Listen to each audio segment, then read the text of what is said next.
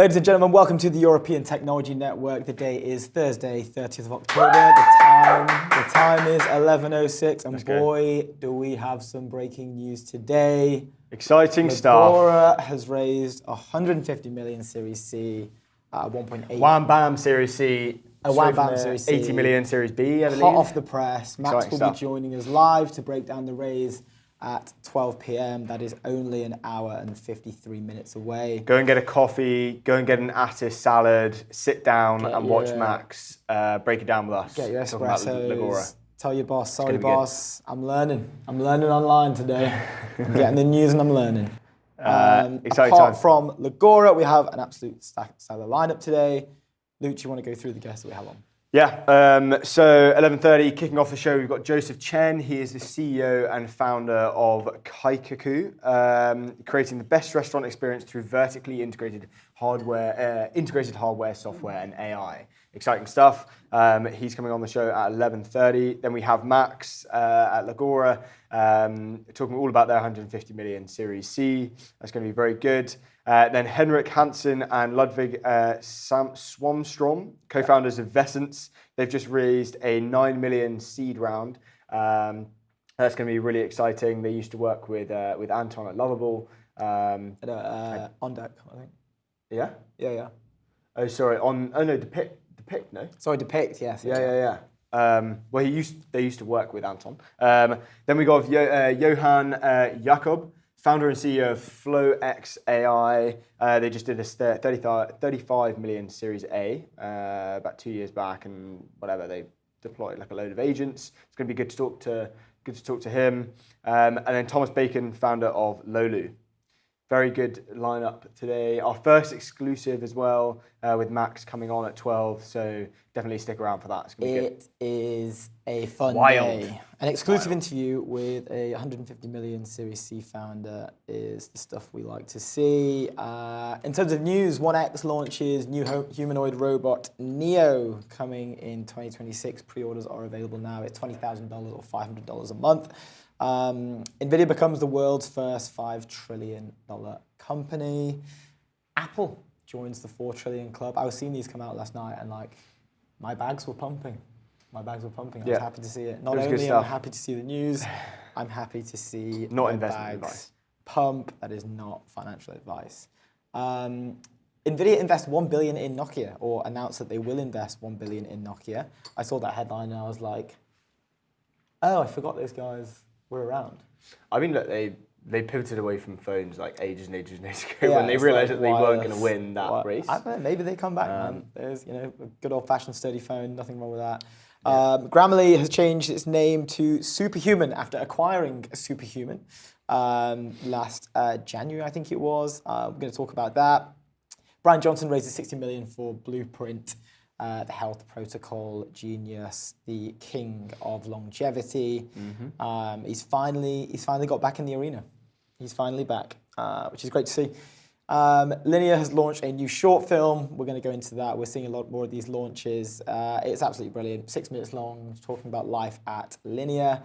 Lovable have launched their Lovable Ambassadors program, and a whole bunch of stuff that we're going to get into later on. We're actually also going to talk about the German deal on the kamikaze drones with Rheinmetall. That's going to be interesting. We're going to talk about that like one-ish. So that's always good news. Yeah, kamikaze drones. Always love to hear it. Always good news. Very exciting. Trade deals. We have been running around, as always, these past 2 days. So firstly, I want to get out friends of the stream, long-time listeners. It's only the team at Spectre. Luke, if you want to give me a hand with this, I also want to flash the back. Because look at that thing. On Halloween night as well, this is our spooky merch. This is not Halloween. This is not branded specifically for Halloween, I should stress. This is just a lovely Spectre logo, but I kind of want to put I'm thinking hell yeah on that one. Can we do this? Yeah. Like, can we use poor Charlie over there, poor Charlie's almanac to prop that bad boy up? Yeah, or we're going to have to. Why don't we move the AI engine cap along next to the sorcery cap on top of the Boulderson plate? Oh, nice, on the Panathenea merch, I like it. Luke's doing God's work over here, getting that absolutely stunning merch. We were welcomed into the office yesterday by the whole Spectre team, and boy, are those guys grinding over there. Beautiful office. It was in Soho, smiles all by the way. round. It was yerba mate on deck. Our boy Francisco chugging down the yerba mate like an absolute king. And the merch was plentiful. A great exchange. Many an ETN cap exchange for 2 Spectre t-shirts, which we are so excited to get hung up. My partner in crime, Luke, over here is just... This is pretty wicked, I'm not going to lie. I feel bad for anyone who's beneath this. What do you mean? Oh, nice. You can see it. You can see it. Yeah. I mean, Dawn are getting enough with the Dawn chessboard anyway. That's true, but we can just put it like that. Yeah. Nice. But look at that. Oh my God, that looks unbelievable. Spectre in the house. Shout out to Spectre. Be the reason your fund wins the deal of the decade, Spectre. The reason your fund wins the deal of the decade. Go to spectre.com. Check it out. They're doing God's work over there. It's probably how all the VCs that got into Legora's round found that. They were probably using Spectre. I know I would be if I was on the other side. Oh, dude, that looks so good. It looks beautiful, doesn't it? And it's been a long time coming. So these have actually been sat. Here is yours, my friend. These have actually been sat in my flats. I have just been very unorganised. Classic European fashion, a little bit slow, but... Took 2 to 5 working weeks, but we have Oh my God, these are EU clean. ink caps. So clean. Go shout out to Andreas Klinger and the team. And Marvin Baumann. And Marvin, our boy. We'll have to put some smiley faces in the group chat with them just to let them know that the EU Inc. merch has made it to ETN, European Technology Network. Look at that! Wow. How's that look? That's looking real hard. Yeah, EU That's Inc. looking real hard, actually. I think that should stay on. It's pretty nice. Let's get that bad boy up there along the sorcery stuff. Look at that. We're just making room here. Look at this spatial awareness from Luke. It's absolutely cosmic. You love to see it. You absolutely love to see it. Legora. It is the Legora show today. So they've raised their 150 million Series C. I'm just going to check with our team to see if we can pull this article up and maybe structure it in a way that you guys at home can join along with the fun. But just to get us kicked off, the AI legal tech Legora has raised 150 million at a 1.8 billion valuation. The round comes 5 months on from the Swedish startup's Series B. This comes from Kai Nickel Schwartz over at Sifted. And here we are showing you it live. Legal tech Legora has raised 150 million just 5 months from its Series B, as VCs rush to back the most promising startups building AI applications amid growing talk of a bubble. The Swedish startup hit a 1.8 billion valuation, becoming Europe's most valuable and best funded legal tech. Bessemer Venture Partners led the round with participation from existing investors Iconic, General Catalyst, Redpoint Ventures, Benchmark and Y Combinator. It's great to see a couple of friends of the stream in there. Shout out to Iconic, shout out to General Catalyst and all the wonderful work they do over there.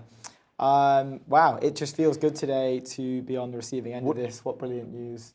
What do you think about I've seen a few tweets about, that it's hype and like whatever, and like are they just like riding the hype and it's basically just like they have like and then strong, obviously they're landing a ton of like huge clients, which is cool. It's massive enterprise clients from day dot. So here Kai reports. Well, they just landed Linklaters, which is kind of mad. Like the worldwide rollout in offices with Linklaters, I'm pretty sure. I mean, you think what the ACV values on these contracts must be. It's absolutely nuts. Kai reports from Sifted. Since then, Legora says it's grown its customer base from 250 to over 400, while the number of markets it serves has doubled from 20 to 40. Customers include law firms Linklater, Clearly, Gottlieb, and Goodwin. Shout out to Goodwin, actually. They worked with us on the Convergence acquisition. Max Kuhnstrand, founder and CEO, reports legal professionals across the globe are adopting AI into their work at an unprecedented rate. We've made great progress, but we are only getting started, and executing on our vision will demand relentless focus and hard work from the entire team. Wow. And we get to chat to him live. 2 hours after the news breaks, we have the exclusive. Yeah, I'm sure he's a busy boy at the moment. I'm sure he's a busy man. Thank you to our team. Let's jump into the 1X launch. Neo, they've just released their home robots. lots of good things, bad things to say. Who knows? It's whatever, teleoperated. Is it actually automated? No, but is it a big step forwards? Yes. Very exciting. Norwegian company or Norwegian roots now based in Palo Alto. What do you think of it? Like, what's your take? Okay, so initial reactions, damn, this is cool. Damn, this is cool. I like it. Also, damn, this is early. I was like, whoa, these things are in the houses already? That's kind of crazy. I was doing a bit of... Well, no, because then they haven't actually launched. Like you're buying it, but you're buying it on the premise that it might arrive at your door in 2026. You're pre-ordering on the premise. It comes in 2026. But I was doing a bit of DD last night. I was back channeling with a few folk. And a good friend of the stream, one of our angel investors actually I was chatting with. Do you have home robotics mates? I have robotics mates. Oh yeah. Not home robotics mates, but similar intersection. I wouldn't say who it is. I've not asked him if we can talk about his our conversation live on stream, but we were having a great chat in the early hours of this morning, and so they've pre-ordered a robot. They've pre-ordered one, and they want to sort of like break into it and look at the tech. They're working on something adjacent in the teleo operating space, which is the fact that's quite interesting. Oh, dude, super cool, really smart. But they're like breaking it open. And just having a look at the tech. I think, well, they're kind of like wondering how does it operate from like a teleo operating standpoint. They're building a teleo operating startup, but essentially, we were chatting. So I asked him, I was like, hey, so like, because the Wall Street Journal brought out an article on this the other day, basically as the news broke a few hours before, they got to play around with one of the reporters, got to play around with one live. And I felt that the article was coming from a position of like a prejudice in the sense where like it was decided that the article would be slightly negative prior to even writing it in a way, is what came across from me. I don't know. But there were a few interesting points in there around the fact that like they are using the robots initially on this not beta rollout, it is a rollout, but they're using it for training purposes, right? Yep. Like they need to use this to train the model, and how do they train the model? Well, the robots will be recording their environment. They'll be recording their tasks, they'll be recording the flow of rooms, etc. Similar how one would expect for this type of thing. So in that sense, like, the people buying these products are very aware. They're told this up front, but they are very aware of the fact that like there is an individual on the opposite end of the robot that can see, it can see what it's seeing, essentially, right? There's cameras in the eyes. Yeah. And well, it says like if you want to prompt an expert to come and take it off autonomous mode, because it might want to do a certain task that isn't autonomous, then you prompt it to do that, and when someone else is looking through that camera. And so like the privacy argument, is basically kind of, I think it's valid. It's on you, right? Like it's but like, you have to opt in, right? Like they're very aware. You have to opt in for an expert to be looking into your home. Yeah, and like when I was chatting to our boy, he was saying that it's kind of like a cleaner coming in, right? Like, well, it's like a cleaner coming in. Yeah. You'd have, maybe it's a chef, maybe it's a cleaner. I don't know, but like. But what's crazy is that when you've got this expert that is sitting in their Palo Alto office, like chilling, doing their thing, they're going to be paid like obviously way more than the customer is paying for an expert to come and help you. Yeah. How is that working in terms of like unit economics? Like, I'm not too sure. What I am sure they must be burning like tons of money. Yeah, I'm not. I need to check out again how much they've like raised total, but like actually, we're seeing some great memes pop up. I'm sorry, from the Neo launch. I'm just wondering if we can get this one up. This is from DJ Cows, and there's a lot of talk about what happens when your robot. Like when you don't pay your subscription. Is that the one where it's like looking over you?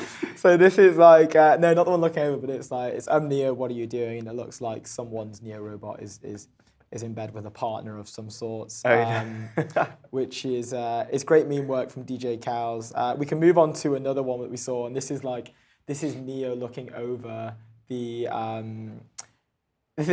think it was from the Wall Street Journal interview. They had a video like adjacent to the interview as well, and this was essentially like a really scary looking robot looking like, Yeah.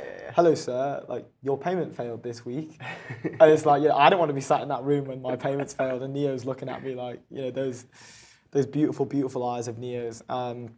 It's kind of scary. But it's really cool. I think overall positive. I think that. What do you think about the early release? Like, they obviously haven't. They're not rolling it out yet. Like, if I buy one, I don't know when it's coming to my house.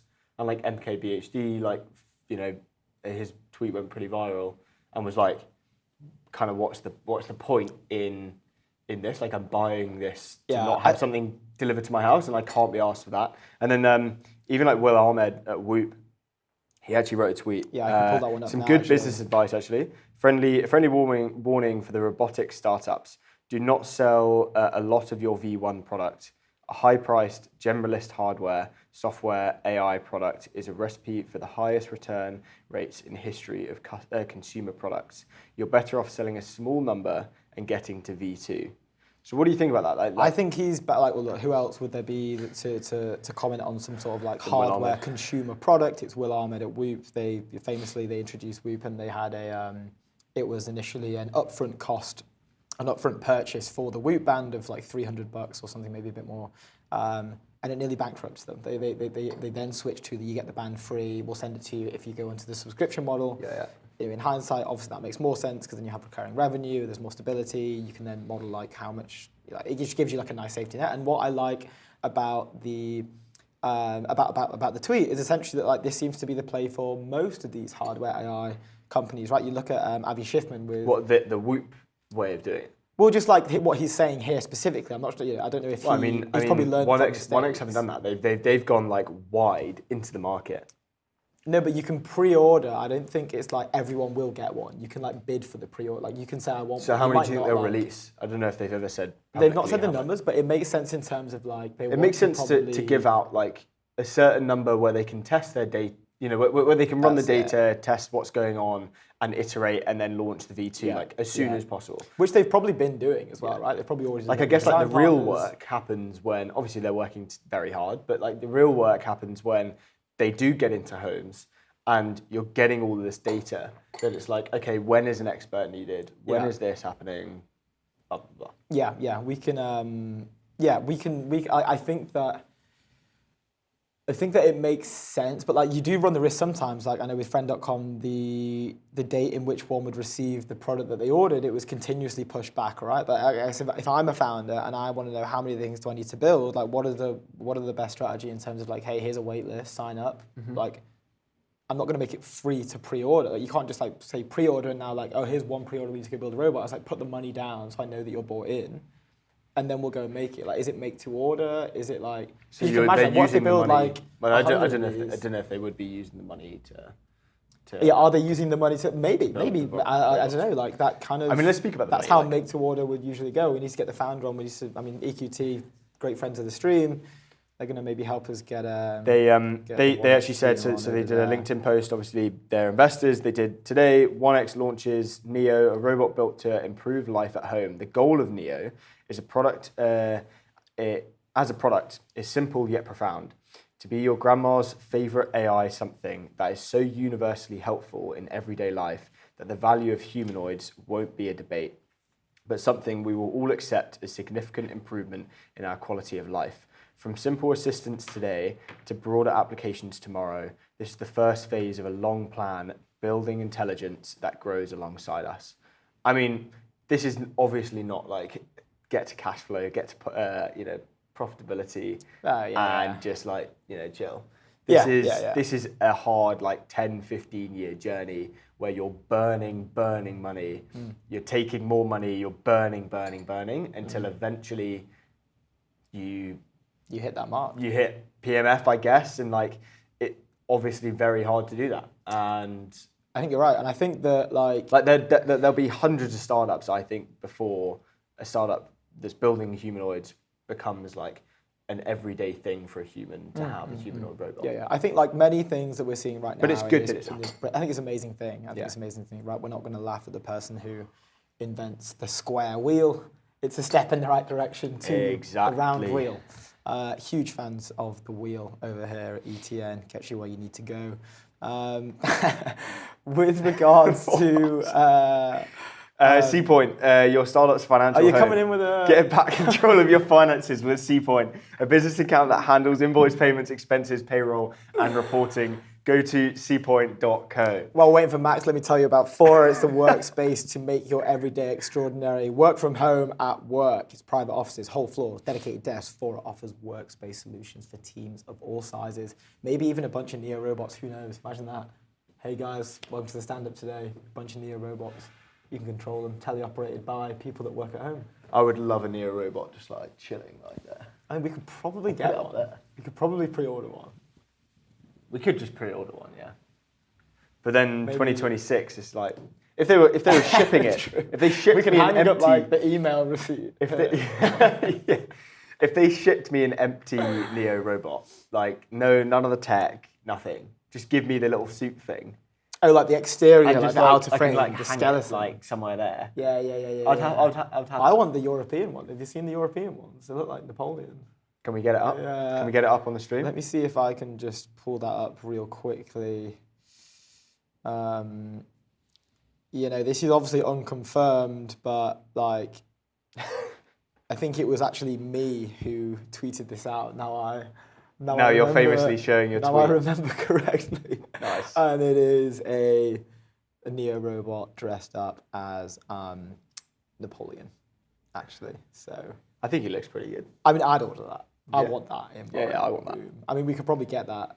To be Even honest, just like as I say, just like empty the just a thing out, statue. like take the tech out. I don't It's care. just I'll like a still pay mannequin, 20k. like- Just take the tech out This is and just just like me- put it in the yeah. corner of my room. I think that's pretty gangster. Yeah. No, I agree. This is just me kind of like admitting that I want a Napoleon mannequin in my room. That is jokes. We so in 2 minutes we have Joseph Chen on. He actually had a pretty viral tweet the other day. Actually, he's been going viral for his like He goes for his viral every office tweet he drops, for his bro. office Yeah, like the guy is- drops. You guys New aura London farming. hardware lab loading, and it's just like dark picture with just like some like nice kind of glass windows inside, whatever with like a meeting room. Just looks pretty nice. Yeah. And 40k views. No, he's slaying the game. I love his on his Twitter. I can't remember if it's Twitter or LinkedIn, but it says he's obviously like CEO, founder of Kaikaku, ex-Australian military and teppanyaki chef. Love that. So it's just like a really I like how he's Robotics and food. he's work hard, but he's also play hard. Yeah. And there's a few joke elements in there of him sort of talking about like, let me just find.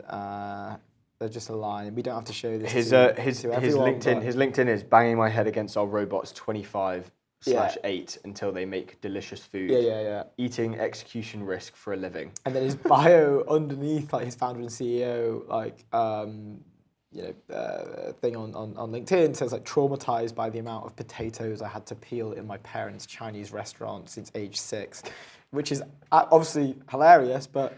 Second, he's come from the space. Like, he's an industry expert, right? Like, if you look at what he's doing, he's efficiently creating, like, the combination of like robotics, hardware, AI, software into a realm in which you can apply that to a restaurant and the manufacturing. I'm not going to lie. When I was looking at, I recently watched the McDonald's founder film.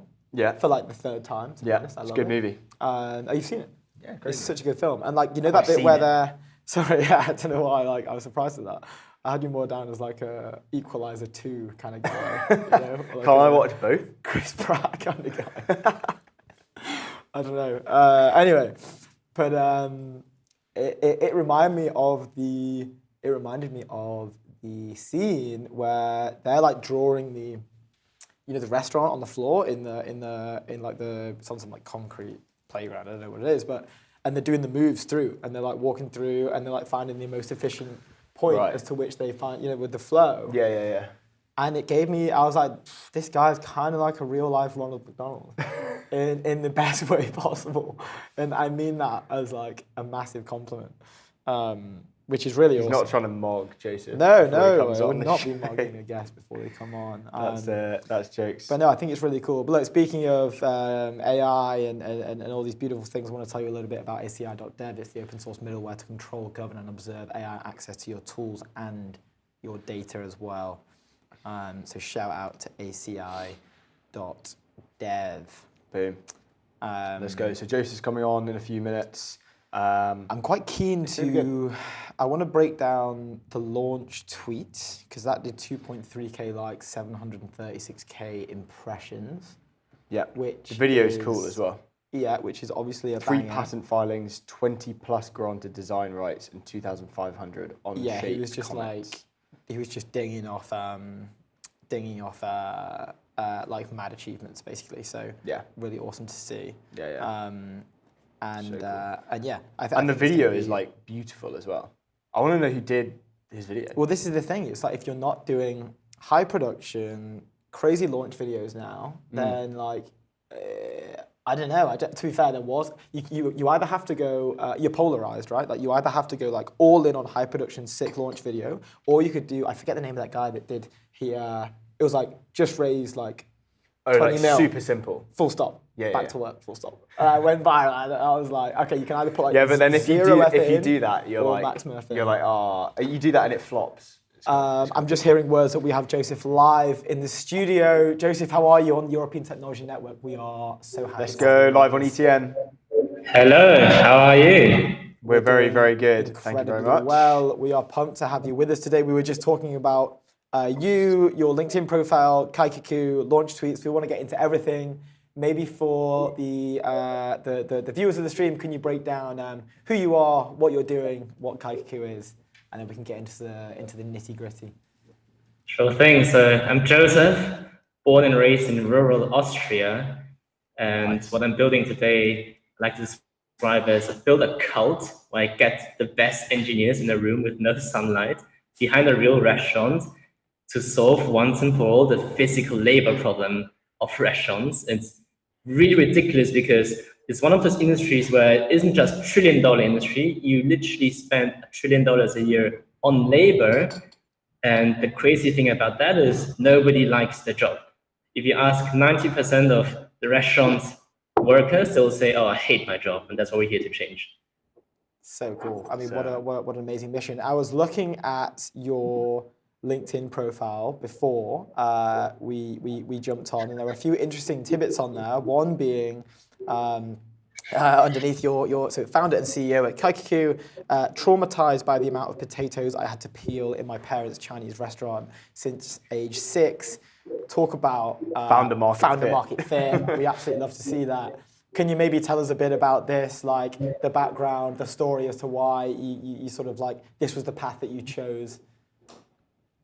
Yeah, sure. So I literally grew up above the restaurant of my parents, which is a small Chinese restaurant, the one that sells the westernized Chinese food like chop suey, sweet and sour. And my day-to-day life was, without exception, every single day after kindergarten, after school, I would go to that restaurant.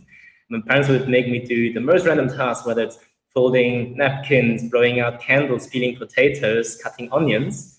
And whether I wanted or not, by the age of 25, I've had more than 2 decades of restaurant experience. And I said, who is the person with the most unfair advantage to build this?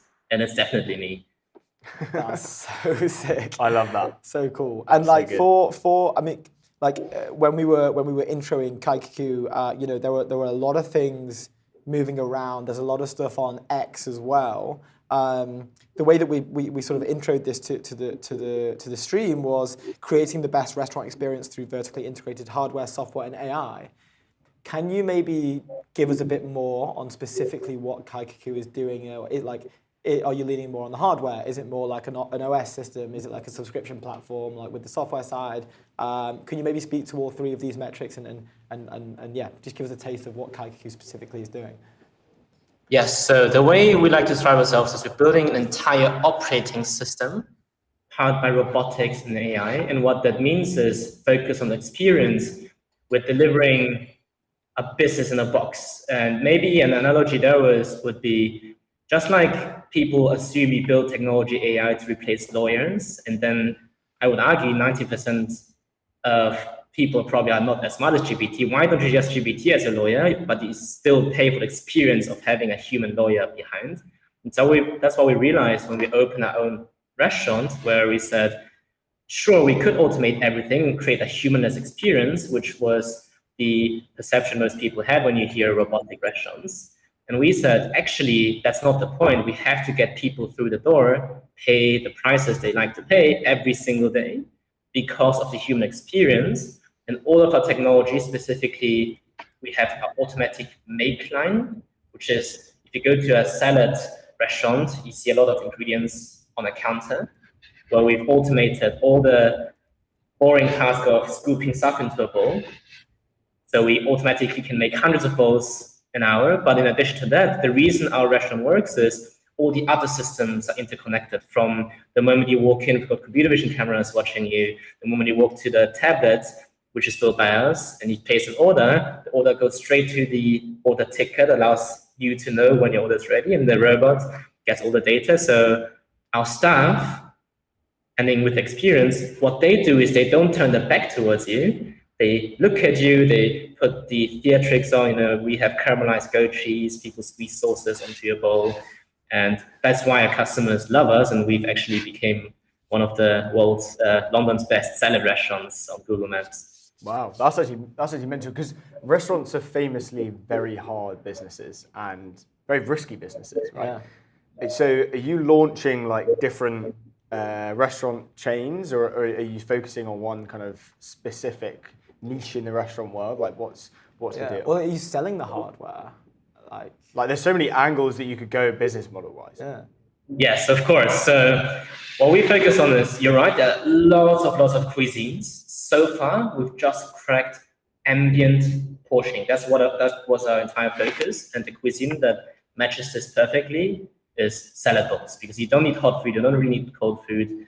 That's what we do. And the business plan is as follows. We need to prove in the first step that we can change the unit economics very, very drastically, from 7% EBITDA, which is an average restaurant, to 35, literally 5x the margins. And then the question becomes, okay, you've proven it, how the heck do you scale it up ASAP? And we say, because we've built that business in a box, the only thing that makes sense is become a franchisor. And if you have the unit economics to back that up, entrepreneurs will take your system without you having to own hundreds of restaurants yourself. You have very good operators on the ground, powered by our operating system, operating restaurants. Okay, this is. Do you take an equity stake or anything like in the brands that people create off the business in the box that you've like sold them? So there are a few ways to do that. One way is, yes, we could buy a brand, an existing brand, a very established brand, and transform them into a tech-first labor-light operation and scale that brand up using franchising. Or there are lots of brands out there who might not want to sell, who are very, very good, best in class, who've constrained their growth to just self-operating, creating a product. And then we can offer what we like to call franchise as a service, which is, hey, you've got a very good brand around London. You want to grow across the world. You're scared of having too many employees and operating and the consistency of your product. Why don't we create this robotics-powered franchise system for you with your good brand?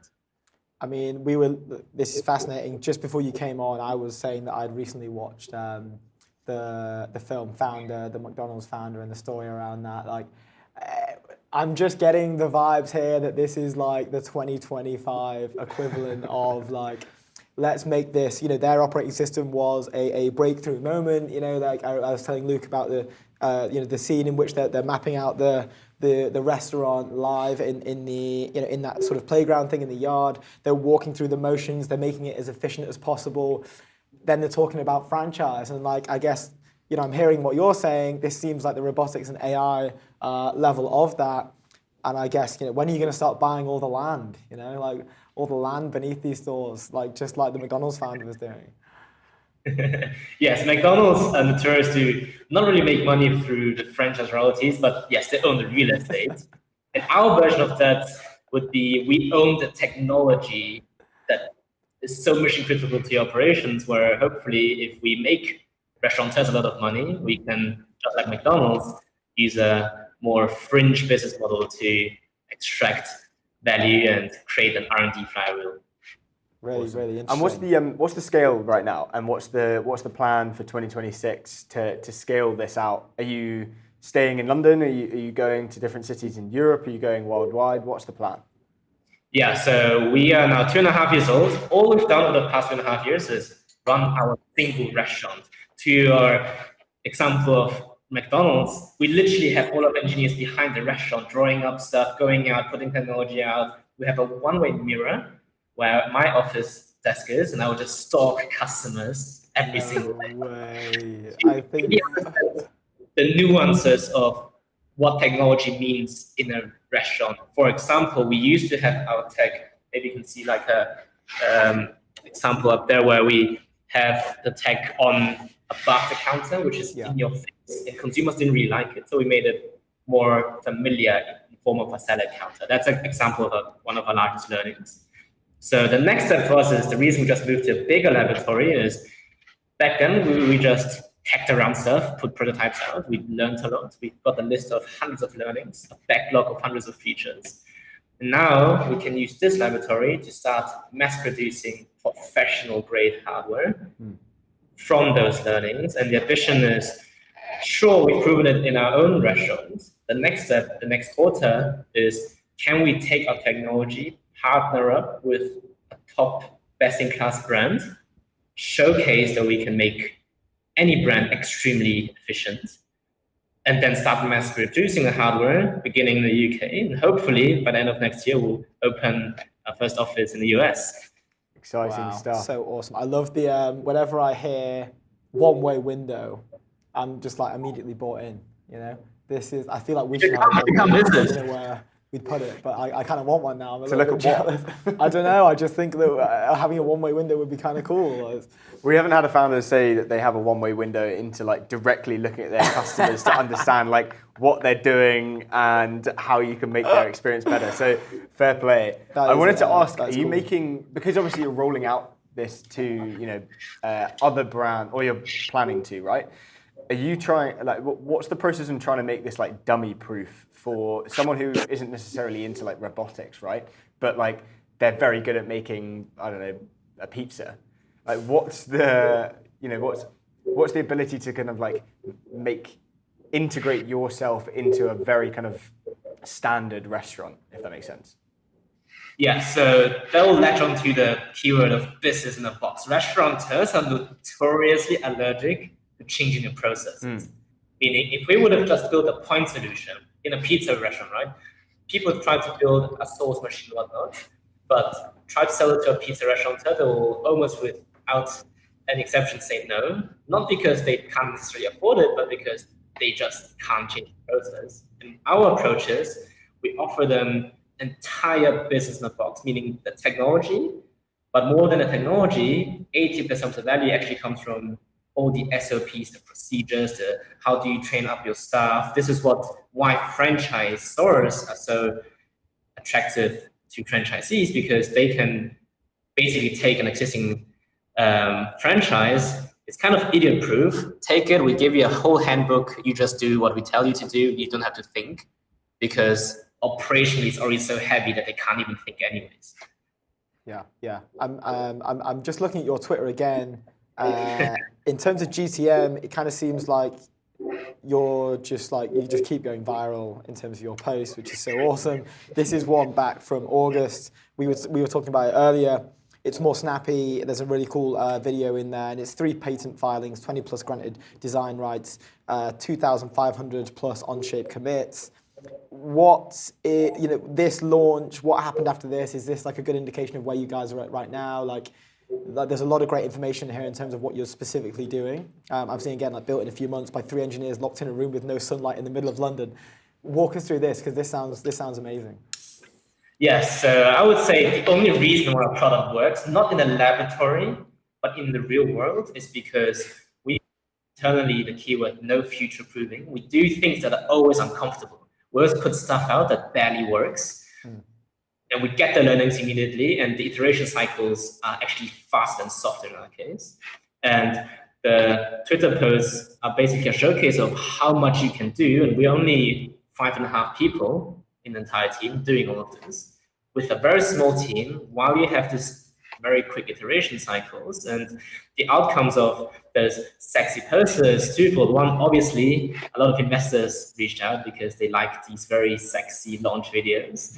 But operators who, a lot of them happen to be on Twitter, reached out as well, where they can see this fit into their process. Why? Because from the get-go, we focus also the tech on two things. One, we can't really invent something that's in addition to what you already have, because that's so much friction. And two, we can't really convince with the additional equipment a lot of restaurateurs to spend more money on this. Let's say you have a budget to open a restaurant, 300K, you have to stick to that budget. And the reason people got very interested is we not just made something that's so mission critical in the works, but also it fits within an existing budget, which is a make line. And our make line is not much more expensive than if you buy, quote unquote, a dumb salad counter make line. Got it. Okay, so the money is like there ready to be spent on the client side. You guys are just building something better, a slight premium, and then yeah, I guess like that. You're not trying to pitch something new to a new person with no budget. That makes complete sense. I wanted to touch on the kind of whole market of this, because I feel like this is like super niche, but also, you know, there's a ton of like hardware robotics companies that are building the ability. Well, 1X just released their, you know, Neo robot, humanoid robot, and, you know, all of these robotics companies are allowing robots to like fold clothes and stuff. For you guys, the fact that you've niched down is like your moat, right? Do you feel like there's any other like industries that you could go and take one day? Not just restaurants, you could go and, you know, do a business in a box for I don't know, something else, like a tennis coach or something, I don't know. No, our focus is purely on restaurants. If we win restaurants, we'll be a $10 trillion company. And Speaking of restaurants, another line, the military and teppanyaki chef. Can we hear both sides of this sentence? I want to hear about the military and the chef. Yes, so it's actually the Austrian military. And for those who don't know, Austrian still has mandatory conscription after 2018. So I arrived in the military in the middle of COVID. My first task was to build bridges. My second task was to handle logistics centers to deliver enough toilet paper to households. And after I did all of that, I got suddenly a call from the Ministry of Defense, and they put me on a very special project, which is, hey, Joseph, we've got all these Olympic athletes, top-tier athletes, and these military sports centers. Can we please digitalize them? And I was actually a one-man team who somehow within half a year digitalized everything. And the core part of the product was, can we have a calendar entry system? They used to literally every single soldier and athlete had to fill out week by week what I'm doing this week, partly for doping control, but also partly just to track where they are. And I built that system digitally, and not just that, we could use that data for the trainers to train up and create sports programs for these athletes. And the second part of teppanyaki chef is my parents still have a lovely restaurant where teppanyaki is basically, you have this grill, you put raw food on, and you put this head on, you have these two things, and you just throw food around and grill it in front of the customer. So I've been doing that for many, many, many years, and I still miss it sometimes. That's so awesome. That must be a nice, like, I guess, break from the noise sometimes to be able to go back and do some work over there. That's yeah. The funny thing is, my holiday back home, without exception, every time I arrive, I have to work in the restaurant. I mean, that sounds. You go from working like looking into restaurants from your like 2-glass window thing, and then going back to a restaurant. So like your whole world is restaurants. I guess my whole world is restaurant. And one of the large reasons of why Kaikaku, here's the last story, which is 3 years ago, while I was on track to tell myself I'm never going to touch restaurants ever again, I'm going to become a finance professional, my parents hit me up and they explained to me the reason for me to work every single day in the restaurant is not necessarily to exploit my labor. It's because that's the only time them as parents and restaurant operators could spend face to face with me. And I had these flashbacks of me folding napkins, peeling potatoes, and my parents sitting next to me and teaching me stuff. Otherwise, I would have grown up without values if I just went home alone. So in a way, restaurants is the only common language nowadays where I can speak to my parents about, and they're very, very engaged, versus try to convince parents who didn't really finish high school on what an Excel sheet is. That's so awesome. That's so amazing. That's a great story. Joseph, we're out of time. We are out of time. This has been an absolute pleasure. Thank you so much for sharing with our lovely viewers. And Luke and I, we've learned so much from the conversation. And, I mean, I know that you guys are close. We didn't cover this, but I know you guys are close to getting something set up in London again. I saw there was a tweet in terms of, you know, I can't remember what the exact phrasing was, but it was like a hardware lab is going to be popping up at some point. We'd love to have you back on when you guys get that up and running. And yeah, we have your LinkedIn, your WhatsApp, and we'll be in touch. 100%. Let's do it. Luke and Ronan, such a pleasure. Thank you so much. Great to meet you.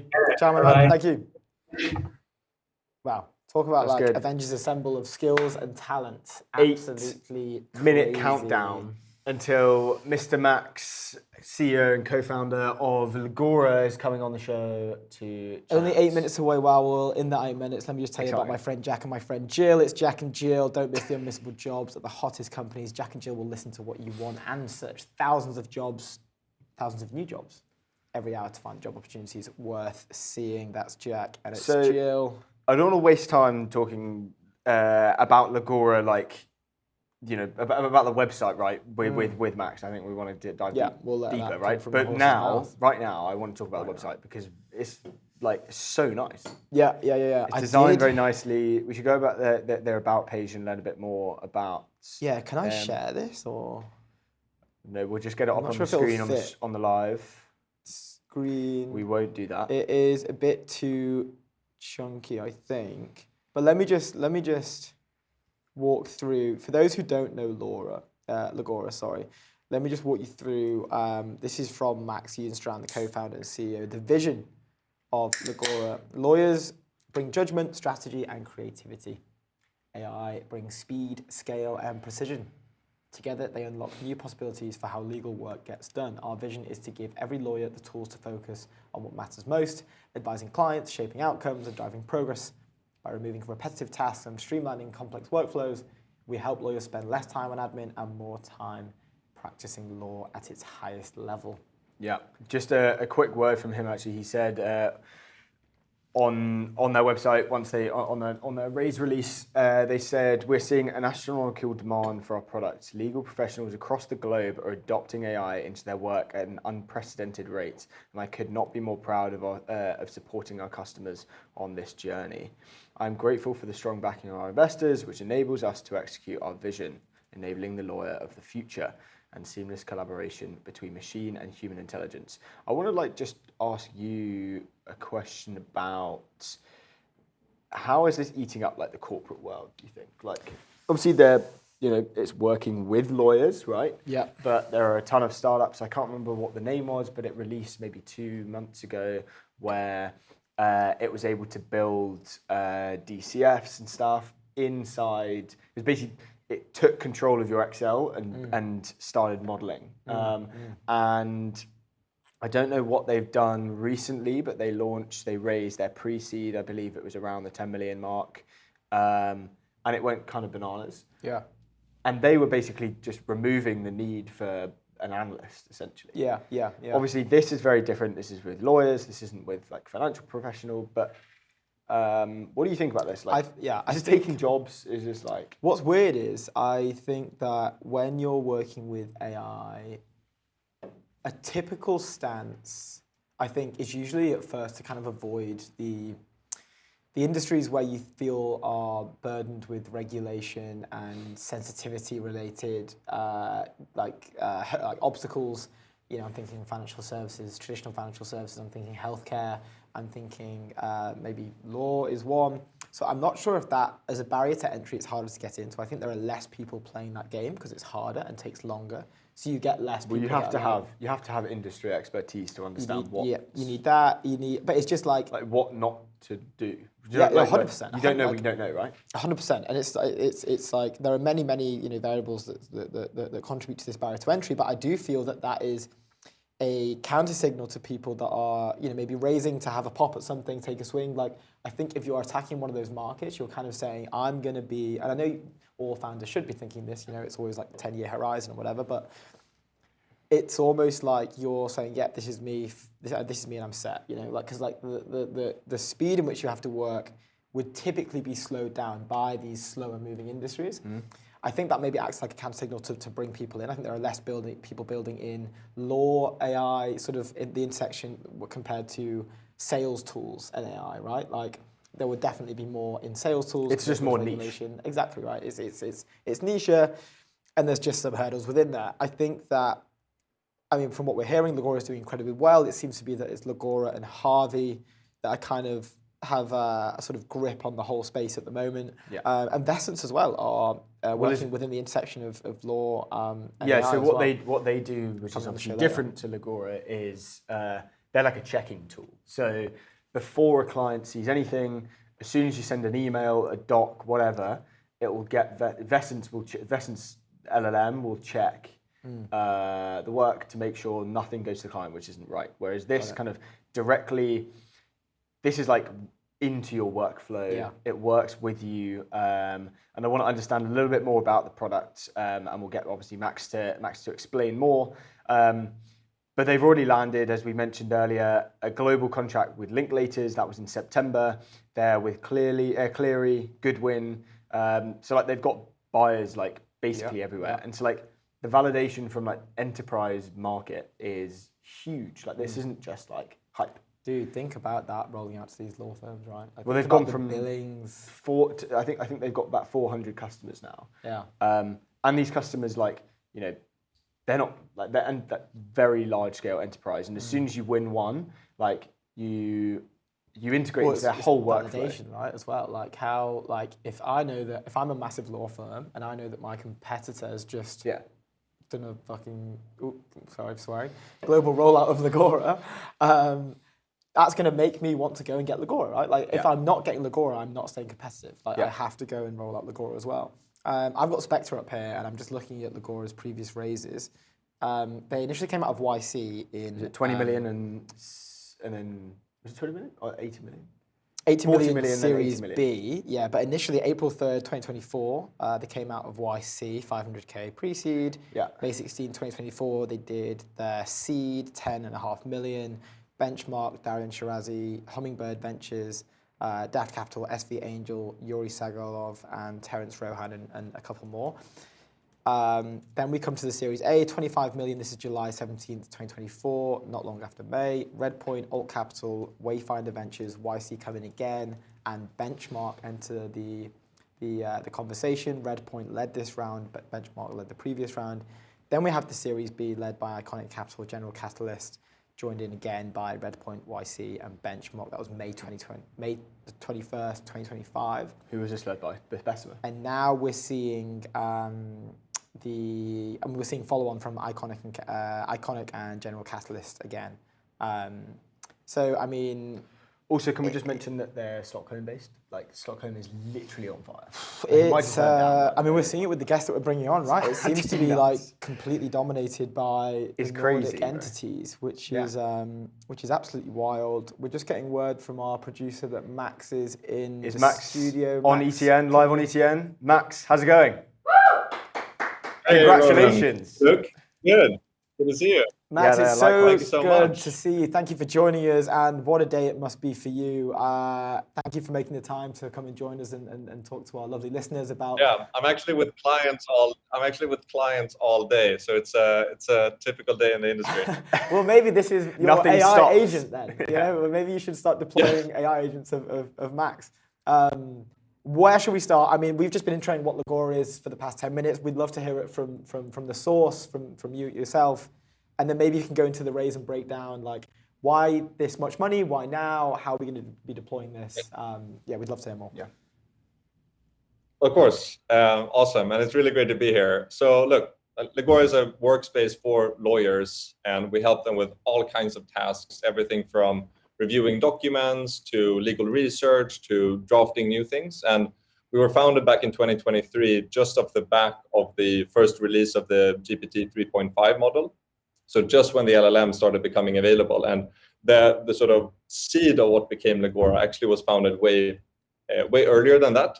But the models weren't good enough to solve any meaningful use cases. And so we took that technology, we worked really closely with our clients, partners, the lawyers who ended up joining our team to build what we think is the best productivity tool and the best productivity suite for them. And that has since, continued to develop. So I feel like every single quarter, not only is the product evolution so steep and it's almost a new piece of software, but also the team. We've been doubling in size almost every single quarter. So it's almost a new company. Everybody gets shuffled around. It's all hands on deck all the time. And I think that's really on the back of that growth that we've also now gone out to do this additional fundraise. Nice. And as you might have known, we did our Series B back in May earlier this year. We also launched in the US, and following that, it has become one of our quickest growing markets. We've seen honestly close to astronomical demand, and we want to meet that demand not only from the customer side but also in our product ambitions. So we feel really privileged and great about bringing Bessemer on board. Samir is somebody that we don't only respect from an investment side but also as an ex-operator. So yeah, we feel honestly completely great about it. You love to hear it. Getting that investor update and seeing like the number next to ARR instead of like a specific number, it just says astronomical. That would probably be a good email to receive. Can you maybe walk through what US expansion? I guess that this has already started. It's going very well. I'm sure that you probably want to start scaling that up a bit more. What is the 150 million Series C for? How are you going to be deploying this capital going forward? Yeah. Well, look, we actually haven't. I don't think we've spent that many dollars from our Series B yet.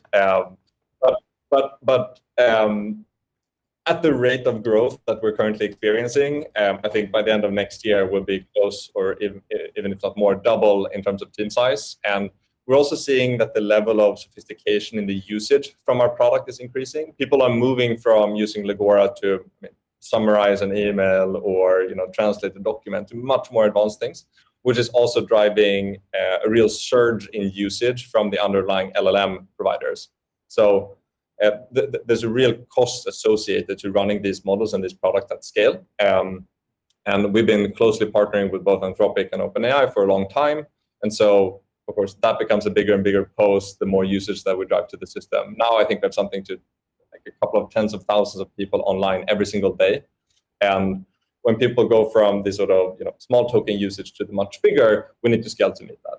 I think also this year we grew from, mainly being in Stockholm to opening both in London, New York. We recently opened in India, Sydney as well. And so the global scale of the business has really started to take effect. And that also means that we want to scale operationally to be able to support those types of global customers. Yeah. Is each customer, do they get a specific product, or is it kind of is it pretty broad in terms of what you're offering? Considering like it's a global market, right? Yeah, exactly. So the platform is the same, but it has a lot of configurability options, meaning that you can build out custom workflows, playbooks, templates that then Legora follows. And we put a huge emphasis on, we call them legal engineers. It's really partnering closely with our both law firms and in-house legal teams to drive success with the product, and also with the broader educational aspects of what it means to use these products in production and be proficient with them. In many cases, we come to a firm, we see that they maybe have bought Microsoft Copilot or they have an enterprise license with ChatGPT, but they've not gone to that second level of sophistication in their AI use. And that's where they really need a partner who's going to help them go there. And so I think it's important to really bundle the software with the enablement of that software.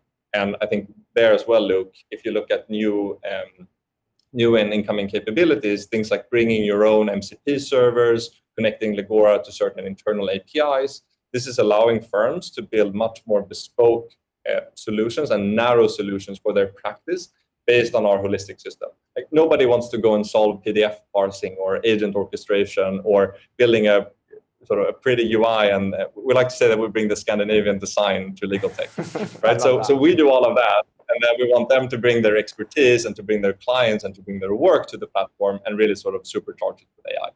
Yeah. Wow. Nice. Is anything client facing, or is it kind of all just like back end? I can't comment about that, but we are running a huge product announcement in New York next week, and maybe there'll be some stuff around that there. Okay, that's nice. exciting. A free teaser for the viewers. We're excited about that. I wanted to ask, like we were discussing this earlier, like traditionally, when a founder goes out to build like an AI company, it's not that there are some industries that you'd be natural to avoid, like maybe the more regulated industries, traditional finance, like the medic area, like health in general. Law, I think, might come into this, right? You're dealing with like high confident, like high trust level documents and stuff. Like the barrier to entry is naturally higher than, say, building in sales enablement or sales or outbound, or that's a saturated market. But like, how have you found? From the GTM standpoint, right? I assume earlier on, and maybe even still now, right? You mentioned you're with clients all day. You're probably doing a lot of founder-led sales. Like, how have you found getting, like, in one of the most high-trust environments, getting them to buy into AI and letting the AI into their sort of like very confidential papers? How's that been? How have you found that? I mean, obviously well, but look, I'll be very honest. We actually spent half of our initial angel funding on getting security certificates. Wow. So there was a huge step. Like, it was like noodles for the first 6 months. Let's get to the point where we can sell to these enterprises. And we had to go through there. And what we were able to successfully do very early on was partner with some of the leading law firms in the Nordics. So for the first 9 months of the business, we actually occupied office space within a law firm called Mannheimer Swartling as part of their innovation incubator. And they're the largest law firm in the Nordics. So the first day that we arrived there, we basically got this big of a security paper RFP stack dropped on our table and said, we're not going to use your product until you complete this. And we ended up staying up for 48 hours straight, like completing the whole thing. And then we realized they're probably not used to any vendor completing it this quickly. So if we do, maybe they're going to think that we took a lot of shortcuts, but we did it like very honestly. So we thought, okay, we need to wait another week before we turn it in, so they know that they feel like we really did our work. And after that, when you can go, we went to every other Swedish law firm and said, hey, we work with the best one. With the most strict one. It's much easier than to be a fast follower. Everybody in our industry, or 99% of them, wants to be a fast follower. They don't want to be the first one taking the biggest risk. And they also don't want to be left behind. So I think it's been important for us that we partnered and get to work with some of the biggest organizations in the world. Now we're working with banks, insurance companies, like construction, real estate, and private equity. Where also there's a huge focus on security, compliance, etc. And so you really need to be diligent about it. And I do think that there is a moat to be building for a client or a customer group that maybe is a bit more reserved, or sort of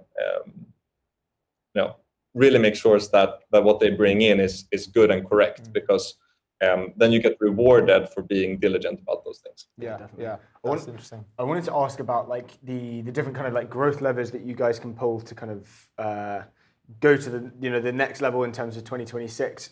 Where's the thing that you're finding like the most stick on at the moment that you want to kind of get over, like hurdle wise, and what's the potential solution that you guys are looking into as well?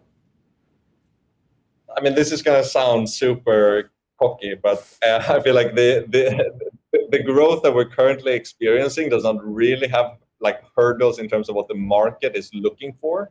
It's more us scaling to be able to meet that incoming demand. It's almost when you feel product market fit. I know what that feels like now. It's the feeling of we have too many demos being booked and nobody's taking care of them, or we have so many clients to onboard next week. Who's going to do what, right?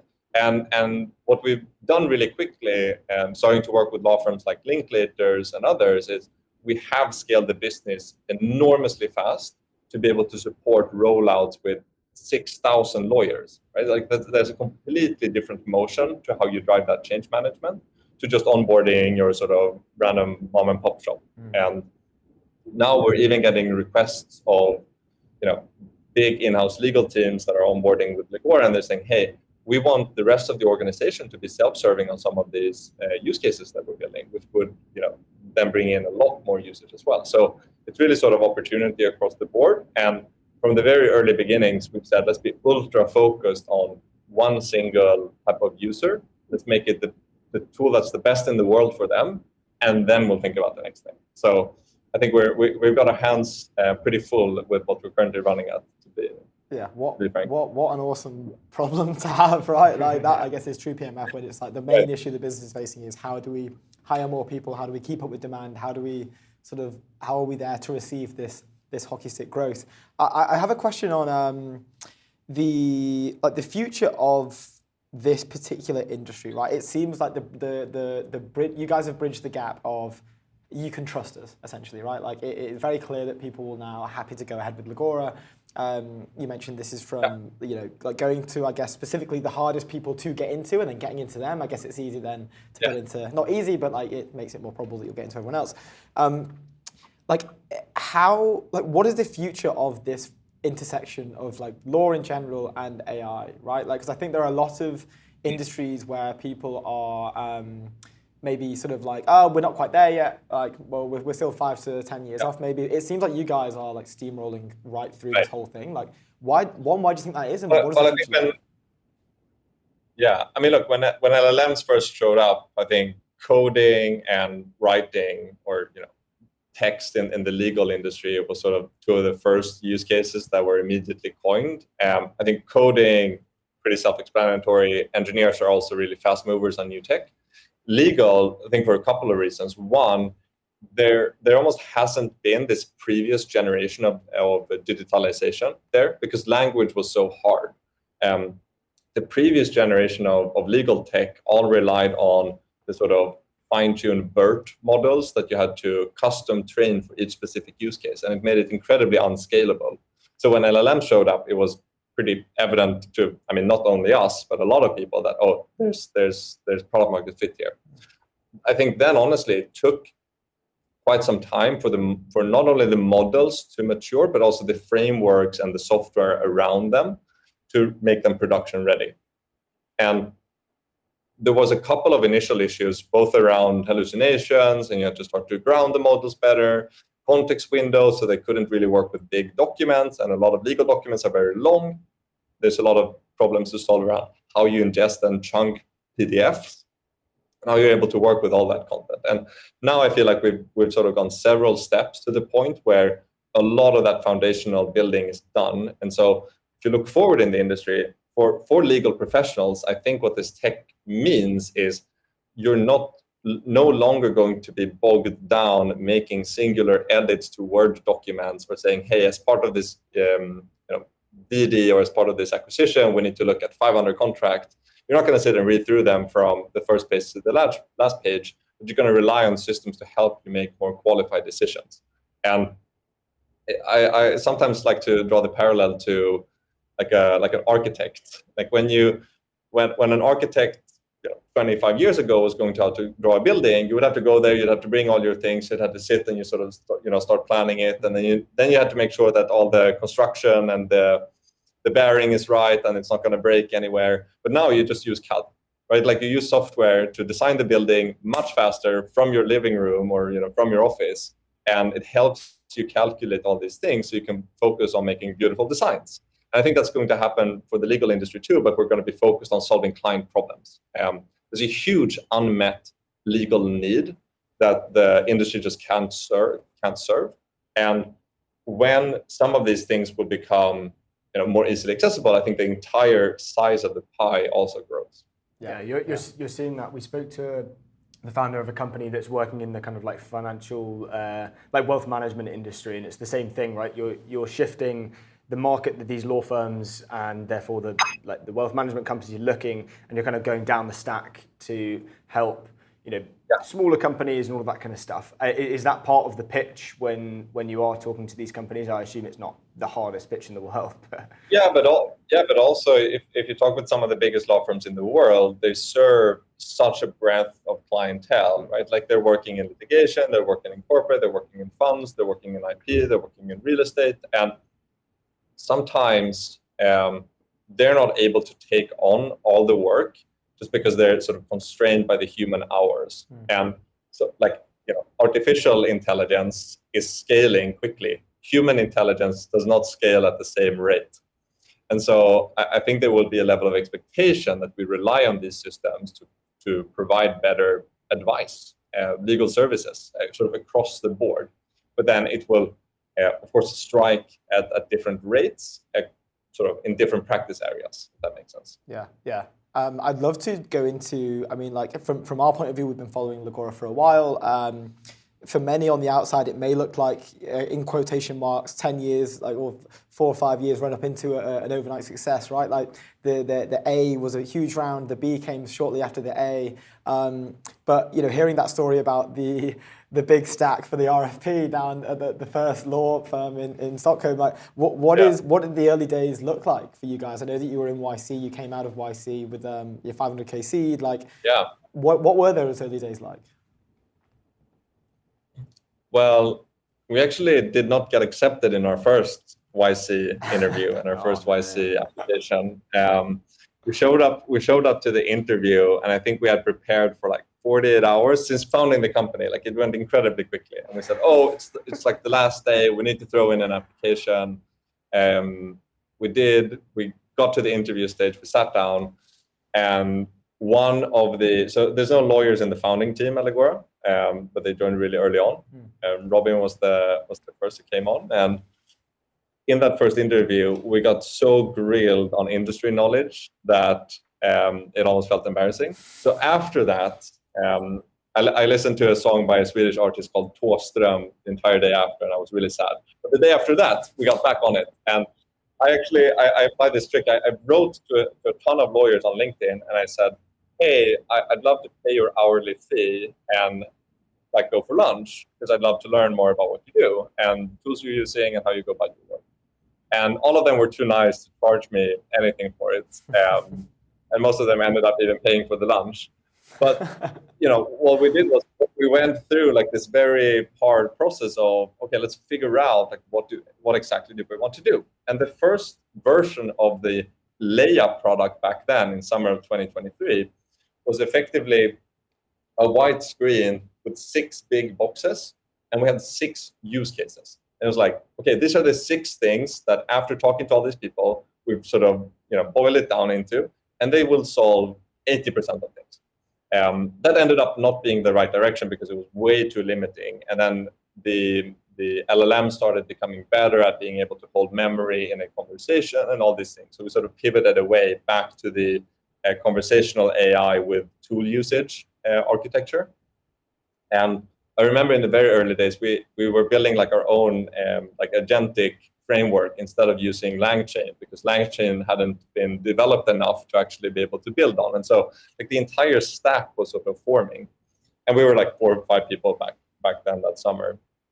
And I remember that both Case Text got bought by Thomson Reuters for $650 million that same month.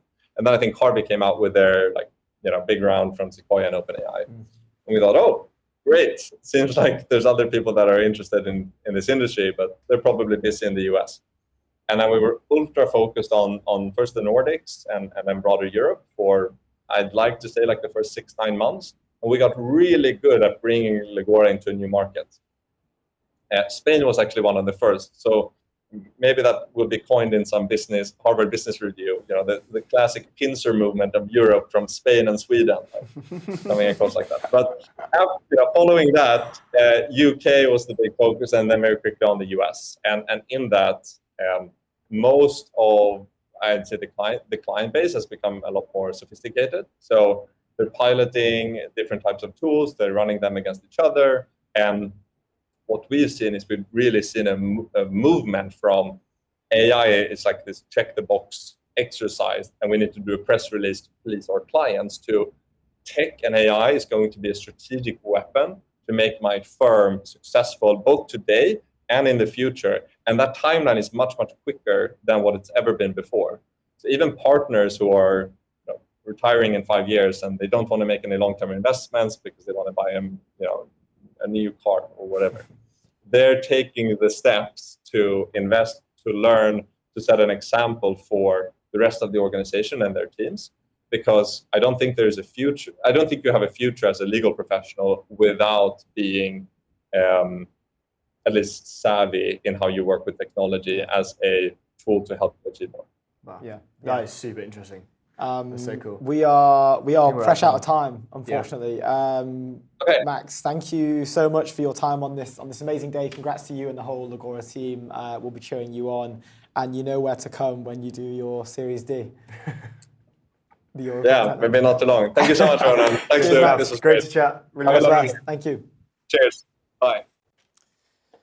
What a nice so guy. Cool. What a absolute legend. The first exclusive guest on ETN. We are very honoured to have Max on the show, and what a nice guy. Yeah, what an absolute beast. Just straight off the back of that, I want to tell you legend. about your new startup's financial home. It's SeaPoint. Get back control of your finances with SeaPoint. It's a business account that handles invoice payments, expenses, payroll, and reporting. So from one law AI startup to another, we've got Vesence. 2 days ago, they released, Sifted released an article talking about their $9 million seed round. YC-backed legal tech Vesence raises $9 million in seed round funding. They have worked with Anton back at Depict. Anton actually came in as an angel, so did PG. Let's read a little bit about what they do. So legal tech startup Vesence, they're backed by Emergence Capital, Creandum and Y Combinator. A growing number of European startups are using AI to speed up legal workflows, with 5 such companies featuring in the Sifted B2B SaaS Rising 100, which is kind of mad. Legal Rising 100? Legal, I don't know what that is, but legal... A Legora on there? Yeah, they must. Where are they? Are they on there? Dude, they're going to be... Yeah, the top. Yeah, they're top. Legora are top. They are number 1. But Vesence, headed by Swedish co-founders Henrik Hansen and Ludvig Swanstrom, they're coming on in about 7 minutes. Uses AI agents to review law firm documents, emails, projects in Microsoft Office before they're shared with clients. Essentially, just making sure that they don't screw it up and show a client something stupid. Other investors in the round include Harry Stebbings at 20VC, YC co-founder PG, and Anton. Stellar lineup. It's going to be good to talk to them about what they are building. But I think we should go on to Linear's just like general video about what it's like to work at Linear. This is like a different way of hiring, right? It's like, I mean, I watched the video. It's a 6-minute long video. Go on X at Linear. They basically released like this short film where they're kind of just doing interviews with people that work in at Linear. Yeah. I think they went to Sweden. It was live at Linear. But they went to Sweden for their offsite or something. And it's a fully remote company, so literally like, software developer somewhere in like Wisconsin and a graphic designer in like Brazil, and they're all kind of coming into I think it's Sweden, and it's like just super nice. Like it was just like you can build an incredible company, but also have like really really nice work-life balance, and it's quite a refreshing take because you hear this stuff about 996 and. You've got to be in the warehouse, working away, doing your thing, and grinding away. But Linear are $1 billion company, right? So they're having a good time over there. They're having a great time over there. They're killing it. Super interesting. What I like about it is it's a launch video, really. You said launch, then you were kind of like, oh, maybe that. It's not. It is though. It's a launch. It's a launch video. It's a. Like I saw another one. It was actually Kaikaku, Joseph. They launched their CTO hire. Right, yeah. Launch video around that. Yeah. Launch, bang, there's a launch. Love it, yeah. Here's launch. What can we launch now? Launch. I love it. Yeah. Like, it just gets linear up into the timeline, and people it's good, yeah. people It's timeline space, it's brain space, it's branding space. It's just good advertising. And I think that like They actually went to Copenhagen just to Copenhagen. Okay, brilliant. yeah. But like, I think that it's just good. It's just good practice, right? Like, it's just good to like we're talking about it now. Right? It was a really well-made video. It had a lovely song on it. Like, I now know what life at Linear is like. Like, it's good work. I think if I was a techie software developer, I'd be wanting to go to Linear. Yeah, there you go. Screw starting a startup. Let's just go to Let's Linear just go, and have the best time. go work at Linear. Have some fun. Go get some equity. Have a Not good that they don't time. work hard. They obviously work incredibly hard. Like, that's Well, not- yeah, but it was nice. Get that. It was genuinely refreshing to see like not just this like grind set stuff. That's all like, and yeah. I like the kind of like European take on it. Right? It's like you can build global companies, but also just have a nice life. Yeah. Yeah, I love how like the European connection there for you is have a nice life. Yeah. Just a quick Speaking one of- from our sponsor. Let's move on from that. Did you do C-Point? Your startup's financial home. Yeah, but give it another. I love it Get so back much. control of your finances with C-Point, a business account that handles invoice payments, expenses, payroll, and reporting. Go to cpoint.co. They're killing it over there. They just did their pre-seed round about a month ago, 3.5 million. Growing super quick. Very exciting stuff. And yes, so we got the founders of Vesence coming on soon. Should we touch on Lovable's release? Lovable ambassadors. So Lovable have launched their ambassador program. We can maybe pull this up. I'm just seeing if we can get this up. We can pull it up. Yeah, nice, It's we up. can. So Lovable have launched their ambassadors program. It's a global group of builders, dreamers, and doers at the heart of the Lovable community. I think this is a brilliant move from Lovable. They are super community centric. Their product is just like the epitome of PLG. It's just. Do you know who's on there? Our It's friend just on the money. Bella Wirtz is on there. Yeah, my boy Johanna is on there as well, founder of Operators and Friends, ex-Pigmanor. It's great to see him joining the ranks as a Lovable ambassador. They're doing brilliant work over there at Operators and Friends as well. They get exclusive access to early product drops, private workshops with the Lovable team, and special perks. I wonder what the special perks are. Very Yeah, nice. look, if you're interested in becoming an ambassador at Lovable, you can go to ambassadors.lovable.app. You can put in your information. If you know someone who'd be a great fit, tag them in the thread below. That is from Lovable's Twitter at lovable_dev. Really great stuff from there. So Love that. we love to see it. It's I exciting. do want to touch on, do we have time for... I don't know if we have time, but you know what we do have time for? Go. For workspaces to make your me with the everyday extraordinary. Work from home, at work. Private offices, whole floors, or dedicated desks. For offers workspace solutions for teams of all sizes. Literally every size you want. Yeah, so I actually threw my own little line in there. Yeah, you threw me off. You there. stumbled on You it, threw me which off. makes me think it's not actually that good. Workspaces to make your everyday extraordinary. That was fine. Work from home at work. I thought it was a typo. To be Can you honest. guess which one's mine? I don't know. But anyway, in 2 minutes, we have Henrik Hansen and Ludvig Swamstrom, co-founders of Vesence, coming on to discuss their recent $9 million seed round. They're building the AI-driven platform designed specifically for transactional law firms. It's going to be interesting to talk to them. And I think they are on the show. They are live. Super good. Henrik on and the Ludvig. European- How's it going? Live on ETN. Thank you. Hello, guys. How are you? We're doing very We're good. well. We're good. We're doing a lot better now. You guys are here to tell us about the beautiful $9 million raise. I mean, before we get into that, what's your day has been like since this? How busy are you? What have you got to do today? Yeah, I mean, we're getting a lot of traffic to our website right now. Love to hear Like, it. Hopefully actually, you'll get our more after this as well. waiting list thing crashed. No way. Oh, no. I love that's kind of like a badge of honor now, you know. Like I remember, like when we did Convergence, our products like just destroyed itself, and we were kind of tweeted that out, and everyone was like, "Yeah, like let's go." days. think primarily it's just about taking care of like the world clocks. You know, like we had a couple of calls with Australia, and then it's San Francisco. We're in Stockholm at the moment, so Nice. it's all over. And I don't really know when we're booking in all the demo calls. So it's like it started 5 p.m. this morning. I have another one at 11 p.m. tonight. So Oh my No God. way. Okay, you know, this Serious is very similar to 996 / Legora. This is very similar. We just had Max on talking about their Series C, but same thing. It's like a load of demos going in. We don't know how to keep up with the demand. But he was also like, I'm on call with lawyers like the whole day. This is just like the other 20 minutes. This is like my break. Yeah. You know, between clients. So it's good to hear. Yeah. It's So good thanks to for hear joining. the same setup for you guys. That's Yeah, we're literally sitting at a law firm right now. So. no way, dude. This is so similar. What the hell? I love Yeah, this. it's so similar. They are building in the same space. Yeah, I know, but you know, it's like it's super similar. I want to ask a few questions about Stockholm. Stockholm is obviously like on fire, but I want to hear from you guys what you're feeling as is literally everyone else building as well. Like, you know, you walk down the street and you're like, oh my God, I know you from LinkedIn or X or whatever.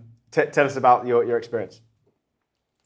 I mean, the funny thing about Stockholm is like everyone knows each other. So, like, you know, Strawberry just launched their seed, and you know, me and Charles are friends since before. I don't know. It's just like a very small crowd doing really insane things. Awesome. I think it's very inspiring as well. Like our old boss was Anton Ossica, who started Lovable. So like we heard it the first time he pitched it, like as the GPT engineer, and we just seen that Lovable grown to what it is today. So like we've seen that first, from first row seats. So you see that it's possible as well, which I think is amazing. Yeah, we've had a few people say that on the show where it's like, this is exciting for Europe, especially, and hence why we started ETN, was because you're seeing more global companies coming out of Europe, right? And it's just accelerating things because everyone else can see the path for them to do the same. So it's super can be done. Funny on the GPT, the initial release, I think that was at the Operators and Friends event. I'm not sure if it was at Slush last year. But I remember Johanna, who I mentioned earlier, recent Lovable ambassador, founder of Operators and Friends, used to work with him at Pigment. I think they were sort of collaborating on setting up that day. That's really cool to hear that you guys were on the ground. But enough about Lovable. I want to hear about Vesence. Tell me more. Can you tell me about the round raised itself and break that down for us? And I'd love to get into the product and what's coming up ahead. Of course, yeah. So we raised $9 million from Emergence leading it. 20 VCs also following on along with Creandum. Anton, as we mentioned just earlier, he's an angel. We got Paul Graham as well, operates from OpenAI. Wow. Okay. So a stellar lineup straight from the off. We started this company in February, and we were just working with customers, like no focus at all on raising capital. Like we wanted to find problems, but we got into YC like first trial after 1 week after our interview. So we just like hopped over to San Francisco, and then after a week there, we were invited to Paul Graham. So like it's in a short period of like 2 weeks. Whereas like we weren't thinking about funding until like, hey, we're meeting Paul Graham here. So that was insane. That's super interesting. And did you like message Anton and just say, hey man, like we're doing this? Hey boss. Just with Paul. Just with Paul, do you know him? No, we'd already taken that. We have taken that step already. But we wanted to build, but it was not focused on capital in the beginning. It's more, we think like capital, there's a lot of capital on the market. It's very hard to find problems that actually matter. I think that's the key thing. And that's what entrepreneurs really have to care about at the moment, I'd say. Because it's easy to build a wrapper, like ChatGPT is amazing, but finding a problem you can really solve, that ChatGPT is not really capable of doing at the moment, and like making it loved by some people. That's the hard thing. So that's what we want to spend time on. But then with YC, like you can't say no to YC. So that's what we did. No, absolutely fair. I'd love to know what's that meeting like with Paul Graham, right? Like I used to get nervous when I was jumping on like demo calls at my old companies. Like, I'd probably get pretty nervous when I was going for a coffee with Paul Graham, with the big PG. I don't know what I'd say. How was that? Was it in like his house? Was it at a coffee shop? Was it like at YC? Like, yeah, it was in his kitchen, which was so surreal. Like we are like huge fans of his, and we're just standing in his kitchen, and he's like showing, oh, here's where I write my essays. We're like, what the fuck? No way. Them like scripture, like it's legendary. But I think that the greatest thing with that interaction is like you could understand how he's thinking about like funding early stage startups. And he said like quickly, like, yeah, there's 100 ways to poke hole in this idea, but I also see it working. And like that's the key thing. Like you need to be an optimist, even as a like early stage founder. You need to find like the reasons why this would work, because it's very easy to say why it wouldn't work. Wow, that's a very powerful lesson. I think we could do with more than. Yeah, we could for sure. I want to go back to like the start and you guys starting and trying to find that problem. Were you just looking generally in like why law? Essentially, it's pretty niche, I guess. And there are more companies in Europe, especially coming out tackling the kind of whole law industry with AI. Why did you kind of decide to solve this problem other than the millions and trillions of other problems? I mean, for me, it was pretty clear that, like, I mean, after, coding for multiple years, working at the PIC with Anton, Cursor coming out completely changed my day-to-day. Like, it went from me, like, sometimes pasting some stuff into ChatGPT and maybe getting some help to, launching 10 agents that are all doing different things. I'm just architecting things straight in the tools I'm already used to. I mean, they forked VS Code, right, which is like the tool I used before Cursor. So it was such a seamless experience to get like help from agents, and because it was integrated around the way I work already and providing me with suggestions, like leaving me in control, it just made so much sense.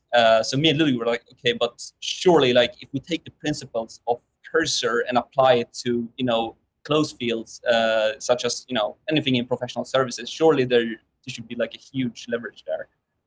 So we just started like talking to so many people, like all of our friends are basically, MBB consulting or investment banking, and of course a lot of lawyers. And when we talked to the lawyers, they were just like repeating the same sets of problems over and over again. And they loved it when I showed Cursor, because the accept and reject kind of things reminded them of track changes, which is literally like the language of lawyers, really.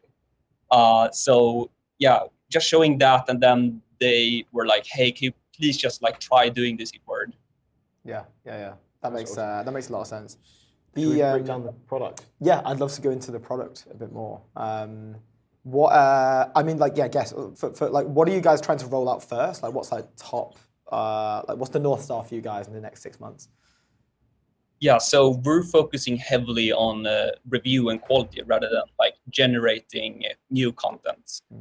And the way we do that is like we're creating basically a linting engine, which is what in coding you have like basically a proof checking engine that's always working in the background and proactively like showing, oh, this is an error, this function is not defined and such.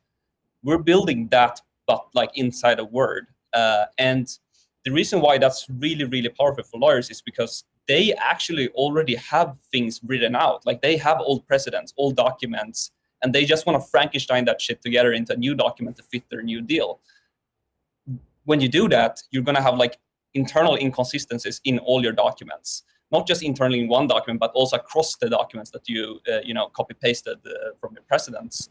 So they just wanted to like, hey, let's just find all these issues, make them into track changes, and then I accept, reject. So that's where we're starting. We're seeing incredible usage right now. Like we're at 90% weekly active users with the lawyers at the first couple of offers we're working with now. And it just makes sense because like, why would you not press the button that finds all the errors before you send it to your senior or to your client? Like it's just such a no-brainer. That's fascinating. And I guess like, you've got the 9 million now. Like, what is how does this get deployed from here? Is it just you two right now, or have you hired anyone yet, or like how's? Yeah, so we've started hiring. Obviously, team is like the biggest cost. We started hiring like a really world star team, people from Google Gemini, people from MIT, people from BCGX and stuff. So that's like one part, but then also tokens. Because of the rapid growth right now, like the token cost is starting to become like a actual problem pretty soon. So I would say those two are the main areas. But we want to build like as a modern startup where it's like few people owning a lot of things, and just like so they really understand the problems that they're solving and are interacting with users. So we want to build the best product in the world, and then it's going to be a lot of engineers and a lot of product people. That's the goal. Yeah, you're seeing more companies like stay leaner for longer, right? Yeah, Yes, 100%. Yeah. I like 100%. that. I think cursor is the best analogy. absolutely. Yeah, no, for sure. And what I mean, I don't know if you guys are even thinking about this, but like what we were seeing, I've said this a few times on the show, but like our biggest like impact hire at Convergence was our graphic designer. Like, and he sat adjacent with product. Like he was very much like him and the head of product worked like insanely close together, 24/7. And you really did start, like I remember when we started putting out some new videos or like some new like product features or whatever, and like the UI changed a bit and the launch video looked a bit slicker, blah, blah. People were like, oh, have you guys raised? Like, because there was an obvious change, and it was like, no, we just hired this absolute beast called Sammy, who's like just a wizard on Figma. But yeah, that's it's like putting on the suits, and people interpret you in another way. Yeah, it is kind of like that. Like it's like, these guys, so like, do they have money? smoke like, and mirrors. They've got exactly. something shiny and nice. Like they must be doing well. How are you guys thinking about design? Basically, is what Roland's asking. Yeah. I think like the new paradigm of building companies is you have to hire people that are great at design, great at architecting code, great at talking to users, because they like all of these functions can be in one person nowadays, which is crazy. So like all of us are actually like deployed at different law firms. Like we just go to our customers like offices and we just sit with them and they're like, oh shit, this is really good, but I need this and this and this for it to be really useful. We literally just fucking code that live right with them in the meeting, and we're like, hey, what about this? And they're like, holy shit, how did you do this? No, we just like alongside you talking. And they're like, wow, this is amazing. They try it out and we push it to prod and it's like live. And that requires you to have taste, right? It's easy to generate slop, but if you have direction, if you like have the taste of what good design looks like, if you know how the architecture looks like, so you don't like add weird complexities in the code, if you have all of those things, you can like basically in one person swap a full division of people, full division of product managers that funnel like feedback from the customer success managers. You replace the tech lead architecting things, and you obviously replace like the junior coders. It's like taste and empathy. That's what we really want to push. That's the crucial thing to really build something. Nice. I think that's the delta as well. I mean, you have so many people who have built some incredible companies saying that like the delta now is taste and style, right? And so I think you're bang on. I wanted to touch on the story of you guys like sleeping and staying at these law firms like right in the early days. That probably helped a lot to understand, building something that is actually needed, because you know that the law firms need that because you've been working with them for so long. Give us the story about you guys staying at that, those law firms, and are you still doing that now? You're in a law firm at the moment, right? Yeah, I think that was like the great pivotal point in like our journey, really. So Cedric, our first customer, they allowed us to like actually get seats like inside a law firm. And that meant that like we could have lunch with the lawyers, we could eat dinner with them, we could go to sporting events with them. We just spend like every single waking hour with them. And when you see them sitting right next to you using your product, and they might be struggling without telling you because they're not used to good software, you can literally just like, oh wait, can you do that again? And then you fix it.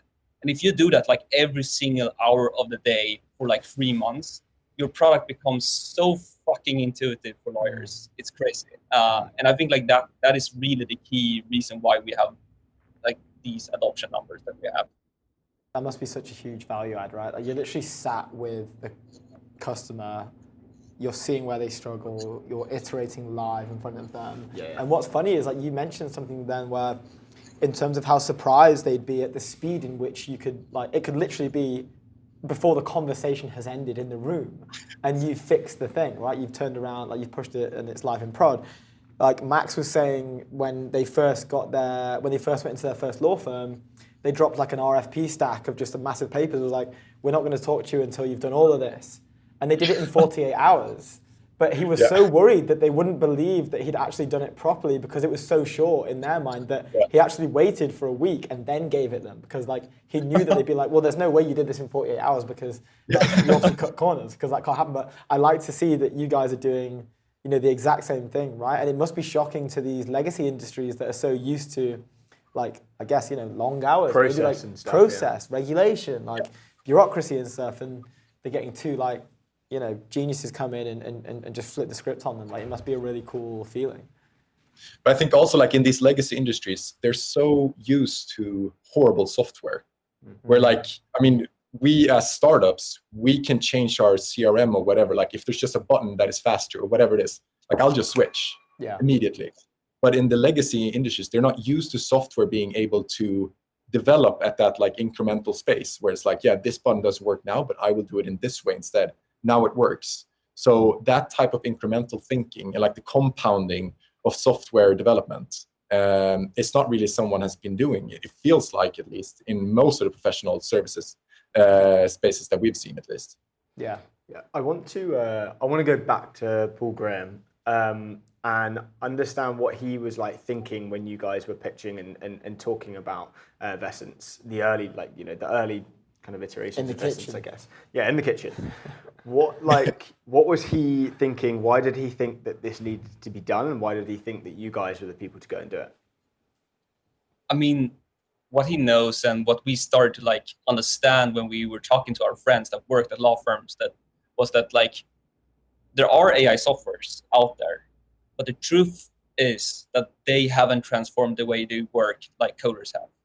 Like people are, you know, basically using these systems to chat with a chatbot, and that chatbot is usually, you know, basically a ChatGPT behind the scenes.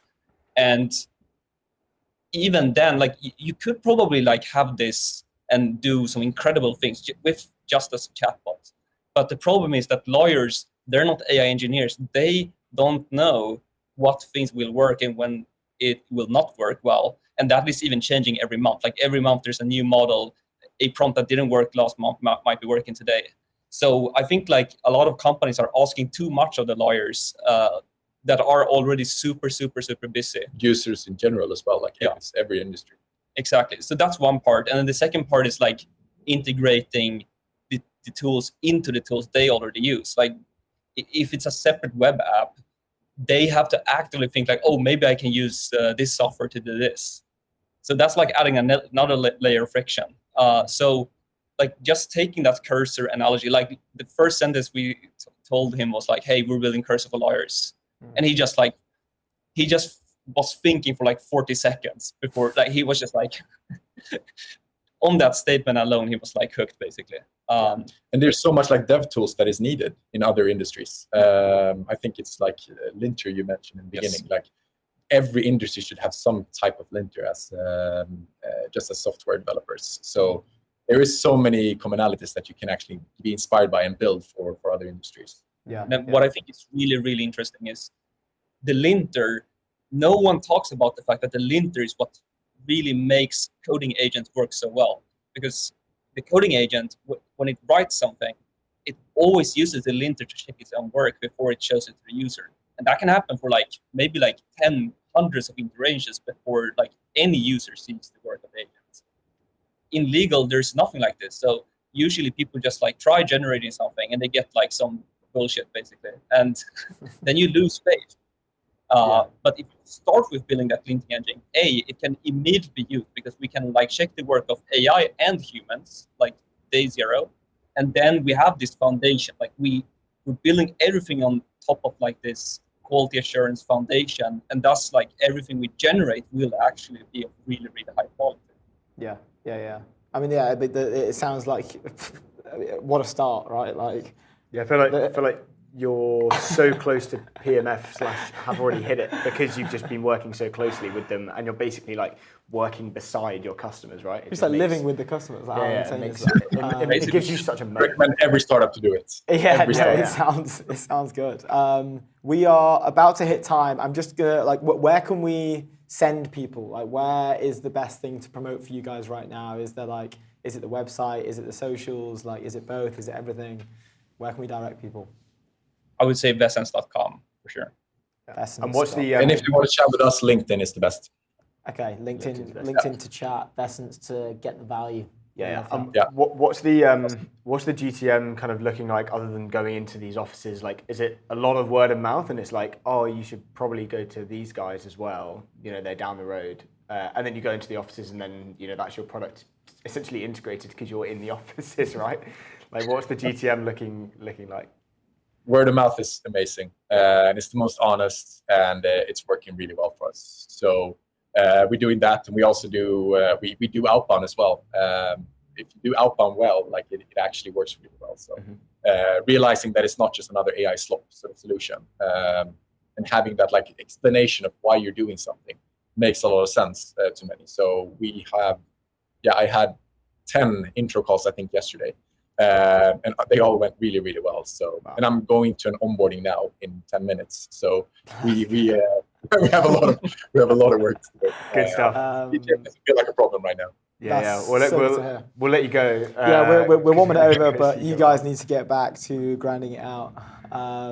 Thank you so much for coming on the show. It's we'll be keeping up with you as you go along, and I guess we'll be keeping our eyes peeled for that big Series A when the time comes. It sounds great. So nice meeting you. Thanks for really having nice us. to meet you guys. Thank you guys. Yeah. Cheers. Bye. Bye. Exciting stuff. Something's in the water. Everything's happening in the Nordics. in Stockholm. Something is in the water because it's just producing. And our good friends there as well. Guillermo is there. Guillermo Flor, if anyone knows him, big on LinkedIn. Has a very good newsletter as well. He is on the ground in Stockholm talking to the best and the baddest. Maybe not the baddest, the most good founders. The goodest founders. Let me just tell you about our friends over at Seapoint. It's your new startup's financial home, by the way. Get back control of your finances with Seapoint. It's a business account that handles invoice payments, expenses, payroll, and reporting. I want to talk about NVIDIA investing $1 billion into Nokia. Okay.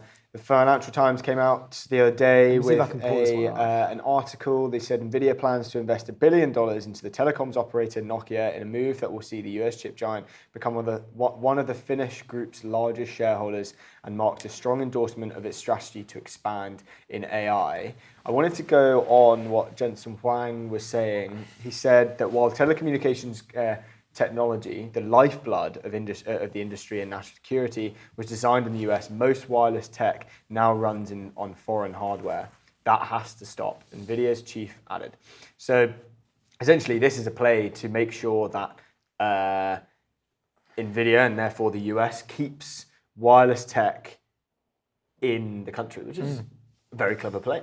I mean, look, when I saw this... But it's great because it brings money to the Finnish. No, I think it's a great thing, right? Like, one, I kind of forgot Nokia existed, but like, two, I think it's a great thing. But like, I'm just picturing like Nokia employees, like, sort of sat in the office, sort of like, I don't know, chilling out, like on the phone maybe, and they're like, this one guy just like breaks the door, like, NVIDIA want to invest $1 billion. Like, everyone's kind of getting up, like, wait, what? Like, this is not a drill. We've got work to do. Oh my god! I was just so surprised to see this. Like, I hadn't seen Nokia's name in, so maybe I'm obviously out the loop with Nokia. Well, yeah, like networking, sort of like telecoms in general. Yeah. But I think there was something about like, yeah, this is the first time I've seen this as well. Maybe again, I'm just behind and I'm not like at the frontier of this industry, but like, it's to help work and upgrade like from 5G to 6G. It's like, oh, like, 5G, like, let me tell you a little something about 6G, like even better, like than that, that'll thing we've got over there. Like, I know people in the UK are still like trying to smash down the 5G towers. Like, I don't know, like it obviously is like, it's obviously quicker, it's more streamlined, I guess, but this was such this was such an interesting one. Rogue news. Well, I mean, they obviously switched from building phones when Apple and Samsung started obviously taking over the market and started focusing on telecommunications. You do love those pivots though, right? It's like with BlackBerry, they now do like cybersecurity. Exactly. Well, look, they had to, right? And there was a little comment in the FT article that basically said maybe they'll come back to smartphones. Oh, Maybe. really? Yeah, just maybe. Who's writing that thing? What a troll. What a troll. But they... like, it's not like a short story. Do you know what I mean? No. Like, and then he woke up. And like, they actually didn't have any billion investment from NVIDIA. Like, this was is the all a FT, dream. for God's sake. But Nokia's share price has obviously skyrocketed after this news of £1 billion quid coming in. I think NVIDIA got like 2.9% of the company. 2.9% stake in the telecoms right? group in return for its investment, with Nokia issuing 166,389,351 new shares directly to NVIDIA. And yes, Nokia surged by 21% to a 10-year high following the announcement on Tuesday. It's mad that like a decade long, and Jensen Huang can just be like click. Billion quid. Here's Well, no, like, he didn't just click. here's He invested the- $1 billion. Or did the billion click and like, here's like your stock performing the best it's ever done in 10 years. Yeah. Because I decided to look in your direction. Yeah. Like, that's just nuts, isn't it? It shows the power of NVIDIA, right? New $5 trillion Crazy. company. It's almost like he's a god walking among men. Well, he does own the most valuable company in the world, right? Yeah. On other news, you've also got Apple hitting $4 trillion. It happened like a day after. Join the 4 trillion club. I just think it's mad that like a few years ago we were talking about will Apple be the first $1 trillion company, and now we're at 5 trillion. That's nuts. Yeah. It's all kind of bonkers. I mean, the 4 trillion club. Welcome, Apple. So good to have you. Again, the bags were pumping. It's so good to see. But like, also, I was thinking about this last night because I look at my phone and like it's just green, and like that's great. I'm not bragging. Like, but what it does make me think is like I'm not a good investor. I suck at investing. Right. I've been in every single crypto cycle and I've probably lost money overall. I was like super early to NFTs. And I made like a tiny bit, but I should have made well more. Like, I'm not a good investor, but I'm up like 25% in the last 6 months. I'm like outperforming the S&P by like 3x. Well, it's probably because you're holding any form of tech stock right now. Well, that's what I'm saying. Like, surely the fact that I am up. Yeah, but everyone's up. That's the problem. That's what I'm getting scared about. That makes me think, is this? Everyone's talking about the AI bubble, but I know, and we're not like I don't know if we're not bubble busters. We're not like I don't want to go too much into it. I think it's interesting, but at the same time, it's like this feels very reminiscent of just prior to like the GME, GameStop, like mania, like when have we hit the top signal? Because dude, I remember on Trading What Talk is the top 2, signal? I was at uni, and it was just like whenever we got our student loan, me and the boys would just like chuck it into any like lithium ion battery stock we could get our grubby mitts on Trading 212. You wake up the next day and it's like 100% up every day. It was nuts. Like, and that were one, it was fun because we were at uni and we were like, what the hell, this is so like easy. But two, it's obviously dangerous because like, it made me think like I'm a sick trader. I was like on my phone like which stock's got a cool name and like pressing that and then thinking like, oh, look at me, I'm a genius. It's just like obviously poor. I think there was one point, where I'm turning the phone outside, I'm looking at the candles, I'm like looking at like candle light. I'm like, I have no idea what I'm looking at, but candle go up equals yeah, the I was S. like, fingers crossed for a green one next. Just a quick word from Quite Jack and Jill. literally. Do not miss the unmissable jobs at the hottest companies. Jack and Jill will listen to what you want and search thousands of new jobs every hour to find job opportunities worth seeing. Just did their 20 million seed round. They're acquiring companies. I think I've like crazy. So yes, exciting stuff. Oh yeah. forgot to mention this is Jack and Jill's startup ticket. This is essentially a free hire with Jack and Jill. So one free hire for each portfolio company. It's worth 25k. You can claim it in up to 30 seconds by scanning this. Luke and I will be handing these out at Slush to any of the lucky people that we bump into, specifically for VCs. It basically gets you a free hire in your portco. That's with Jack and Jill, and it is the golden ticket, as you can see there on the screen. Jack and Jill. Next up, we what needs to have be done. Johan Jakob, founder of FlowX AI. I think it's FlowX or Floats AI. FlowX AI. They deploy banking, insurance, and logistics. AI agents in weeks, proven in production. He's going to come on and talk about what they're building. Yeah, it's going to be good. I think he might be joining. I think like we now. have Johan coming into the studio. Is Johan in? We need. We can hear you. Johan, can you hear us? Amazing. Good morning. Good afternoon. Yeah, good afternoon. We can hear you and see you, but our viewers can't. Can I ask you on the Google Meet, are you able to hit both links. I'm not sure if you have already, but there should be a video and also a Riverside. If you can join both, one is for our lovely viewers and one is for me and my partner in crime over here, Luke. The ETN boys. Team ETN.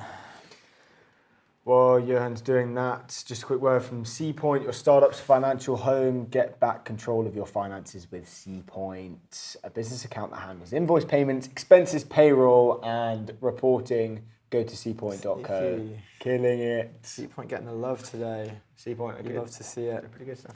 Just checking with our producer if we are good to go.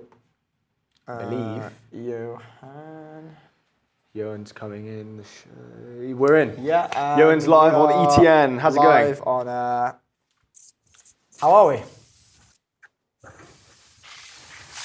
Well, hey, good morning or good afternoon, actually. Good morning from the East Coast.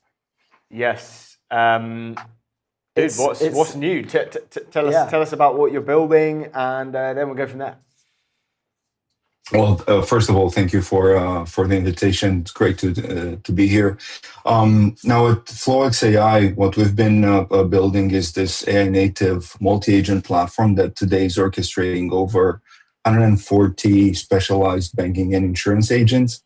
At the core of it sits our proprietary machine learning engine. It's the Enterprise AI Core, which is essentially a control layer above LLMs, and we use that to deliver deterministic and compliant and zero hallucination outputs, and then everything runs on a high availability, scalable architecture. Awesome stuff. And we're already in production with we've been in stealth mode for the past several years, but we have actually during that period we've been working with a couple of very large financial institutions globally. So our technology is already in production in some of the most reputable names in the banking and insurance industry. Which is like nuts, by the way. Like for the viewers who don't know, like FlowX.ai have raised like 35 million Series A, was it? It was an A, right? Yes, at the time in 2023, it was the largest Series A globally in enterprise software. Just insane achievements. And it's obviously you guys have been working incredibly hard since then. Tackling a really hard, this seems to be a common theme in today's show, but tackling a really hard industry to get into, right? There's a lot of barriers to entry, it's high trust. How hands-off can people be with these agents? Like, do you need a human in the loop? You probably want a human in the loop.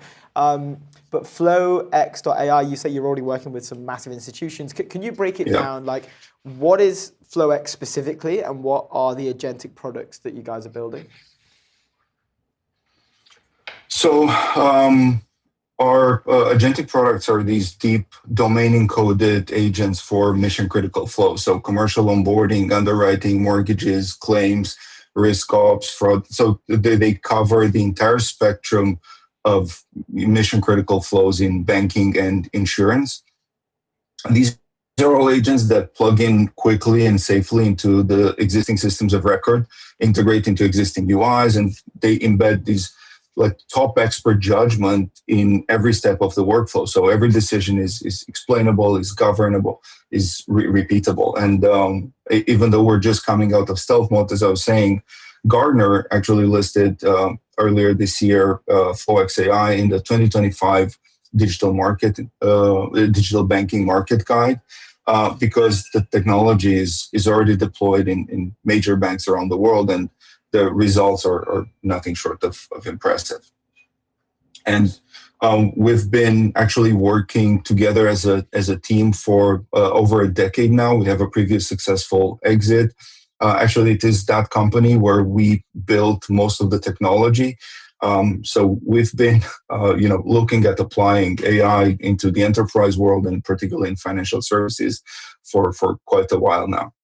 As the same founders and the same core engineering team, we've been together for quite a bit now. So when you came out of stealth, I assume you'd been building these relationships and the trust with these financial institutions. is that at all a hurdle in kind of integrating this technology into kind of new customers? Or do they already kind of know you from word of mouth, but also your time in the industry before actually kind of going to market? Actually, it's super interesting that what we're seeing right now is a lot of demand for agentic capabilities, and we're definitely seeing a big shift in the market. I think 2024 and kind of until mid 2025. Things were a lot about exploratory and pilots, and but now there's like a real urgency in the market to adopt AI, and we're seeing this across financial services. We're seeing this, banking, insurance. Just to give you an idea, we have significant amount of inbound today, even though we basically have no marketing available, no lead gen campaigns. We still get significant inbound today from people asking, well, do you have agents? And I think it's because and I think everybody talks about this right now. It's a MIT report that talks about how 95% of the AI initiatives are actually failing, and I think there's a real need for robust AI that can deliver in production, which is not, and the market has kind of figured out that not everything that demos well is actually good enough for production. And people have been playing with agent builders for a while, and then they realize that, well, it's something fairly different that we need in order to take AI in a very scalable way to production. And that's a tough. So sorry, go on. I cut you off. No, please go ahead. It's a tough thing to do in that specific industry, right? Like I can't even imagine how many hurdles you'll have to go through until you get the first one done. From the client side, right? Like, there's probably like a million things that you have to get right in terms of trust and safety and guardrails and all that sort of stuff when you're dealing with the specific industries that you're dealing with. What is it that's like in a regulated industry? How do you marry like we need to innovate and move fast, and we need to like smash through this thing and create something crazy that works and provides value, but also like how do we do that in a regulated environment? Like how do you go about taking that into account when you're deploying / building these agents? Well, the truth is you cannot build everything custom every single time, right? And this is why we've been, after our Series A, we've been heads down on technology development for 2 years and even a bit more than that. And I don't know. I mean, look at OpenAI or NA10, and what they're doing is actually very, very cool, and we love their products. But you cannot readily apply those products to mission critical systems in regulated industries. It's exactly what you're saying. And actually, the interesting thing is to deliver AI for enterprise, 80% of the work actually barely touches AI. You need to plug into existing systems. You need to embed in existing mobile and web applications UI. You need to provide auditability and explainability, and actually a deterministic consistency of the AI responses is what most of the financial services institutions will require. Then you need to deliver guardrails against, injection or malevolent intent, and you need scalability, you need data privacy, and then there's the very specific expertise. So what we do at FlowX AI is we deliver all of that in a box embedded in every agent, and we enable banks to go live with very, very sophisticated, very complex agents in literally weeks. With just a minimum amount of integration work and a minimum amount of fine-tuning and tweaking, which is, by the way, something that we're providing. So we're trying to reduce any pressure on the bank's IT. So we have this concept, all those things that we're packaging that in this concept that we call AI Rails. And basically, AI Rails are all the things that you need in order to deploy AI successfully at scale in very large enterprise organizations. And the reason we call it Rails is because, historically, if you look at how the American West was developed, railroads played a very significant role in that. But it was not sufficient to have the technological innovation of the steam engine, people needed rails to deploy steam engines fast and reliably across America. And the metaphor still holds today. And then we saw it with Ruby on Rails. Ruby was this great programming language that people really loved. I really loved, by the way. And then 37 Signals put it on Rails. And before that, it was very hard to do web development with it. But once 37 Signals put it on quote unquote Rails, that opened up Ruby for web development. And then some really good projects came out of that. I mean, Airbnb, Shopify, Coinbase, GitHub, like some of the coolest startups were developed on top of Ruby on Rails from their first prototype to IPO scale. And as I was saying earlier, there's all these rails that are required to take AI across the enterprise fast and reliably. Now we have over a decade of specialized R&D investment in building these rails. And yeah, I would say, fundamentally there's kind of 4 categories of things you need. Integrations. So you need to plug into both modern and legacy systems safely and fast to leverage existing data. But you need to enforce proper data access and plug into existing bank systems, whether it's FIS, Fiserv, Finastra, Jack Henry, or on-prem mainframes. And by the way, you can't afford to wait a year to develop an integration to one of those systems. You need to do it in weeks. And then you need to encode deep financial expertise into the agents. And again, this is where we're coming in and providing these ready-made agents for banking and insurance that are tested, that are production grade and have all the intelligence built in. You can't afford hallucination. You need accuracy of AI, so you can't afford to have hallucinations in mission critical flows, mission critical flows.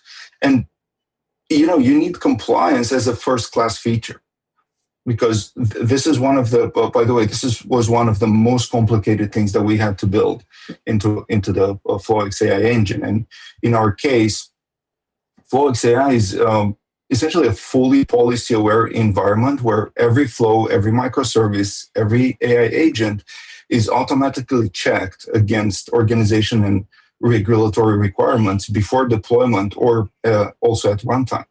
So we have this dynamic AI governance layer that interprets and enforces banking policies directly with the platform. And that this gives the banks real-time compliance validation and explainable reasoning and the ability to update rules very, very quickly, but instantly, essentially, without having to retrain models or writing custom code. Actually, the funniest thing about this is what we discovered, what we learned from our customers is that 100% enforcement of policy is not desirable, and you mentioned this, which is why we actually need, and I believe we will need, human in the loop for a very, very long time. And more than human in the loop, we need human in control. I recall this conversation with a VP retail from one of the large banks that we're working with. And she was saying that, listen, if we were to enforce 100% of the policy that we have developed, our business would be completely frozen. So while you need that watchdog there, in the AI agent, you ultimately need the human to make the decision based on the explainable output that the agents are providing. Yeah, I think that makes so much sense in terms of those particular industries, finance, healthcare, anything where there's financial risk / health risk should always, maybe not always, maybe I'm thinking too pessimistically, but it sounds like they'll always kind of need a human in the loop just to make sure that it's not done something rogue. Like if I'm using a note-taking app, I don't need someone sat there to let's just check all these notes are definitely correct. Yes, that's all good. I can live with a few mistakes there, right? Like if a word's spelled wrong or it's misheard something in the conversation. But in this particular regard, I don't know if there is a future where we have no human in the loop, right? Like I think maybe you kind of always need someone to be there just to make sure. I believe no human in the loop, like you're saying, is very, very far away. I think and I think Karpathy was speaking recently about this, about how AGI is actually very far away from today. And yes, a lot of companies are trying to market that they're very close to AGI in order to raise money quickly, but the true AGI is actually very far away. So right now, yes, we and the way we approached that challenge, because Karpati is making a lot of fantastic points, right? You don't have general LLMs that are capable of fully robust reasoning out of the box, but and by the way, most companies, including very, very big companies, are super happy to do like a lightweight wrap around an existing LLM and then ship it, which is almost good enough for simple generic agents to automate simple tasks, but it doesn't really work for consistent production grade outcomes in highly regulated industries. And I think his point was that for enterprise grade AI, there's I really love how he formulated his, watch his interview a couple of times actually. There's a very large demo to product gap where the demo is very easy, the product is very hard, I think he was saying. And that's because, it's the unseen things under the hood that are making the difference, the rails. And I really loved his concept of, I've never heard that before, his concept around the March of the Nines. I like people build demos and he was saying something that works 90% of the time. But the truth is in enterprise, you need 99.99999% accuracy. And what I want to propose to you is actually that every single 9 is an ever increasing amount of work. Right? So this is why teams like us who have spent over a decade of R&D, applying AI in mission critical environments in the enterprise and are coming from the enterprise to AI have a truly unfair advantage over newly minted startups or even over very large organizations that are starting to apply AI today as a band-aid on top of their products. It's just not going to cut it, right? Because beyond the rails, the steam engine needs to be incredibly robust. And the only way to achieving that without a generically intelligent LLM is with super, super specialized agents. And this is, by the way, how we're doing. We're doing deterministic orchestration between hundreds of micro agents that are super specialized on one task only. And that also helps us get over the reinforcement learning problem. But we have human in the loop and human in control across that entire deterministic orchestration. And again, this provides a lot of confidence for the bank. And we believe that we need to serve up the humans with the results. Yeah, I want to ask, with the very kind of long R&D process of building the company, how has things with AI have changed like astronomically from 10 years ago, right?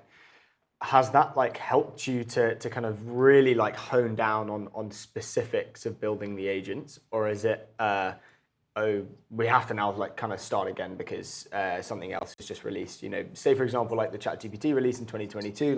How did that affect you guys in the R&D process of building the agents, and then talking to the potential customers where you were this massive change has just happened, so now we need to kind of almost go back to the drawing board? Was that good, or was that a struggle? For us, it was fantastic, actually, because we started as FlowX AI before AI was cool, right? Before the ChatGPT AI hype. So at the end of 2020, beginning of 2021, we were spinning out the FlowX AI from the previous company and starting off. And actually, it was very funny because at the beginning, we had a massive credibility problem because people were like, AI doesn't exist. AI is just some hand waving. And then ChatGPT came along in 2022, and that was amazing because it gave us such an incredible boost.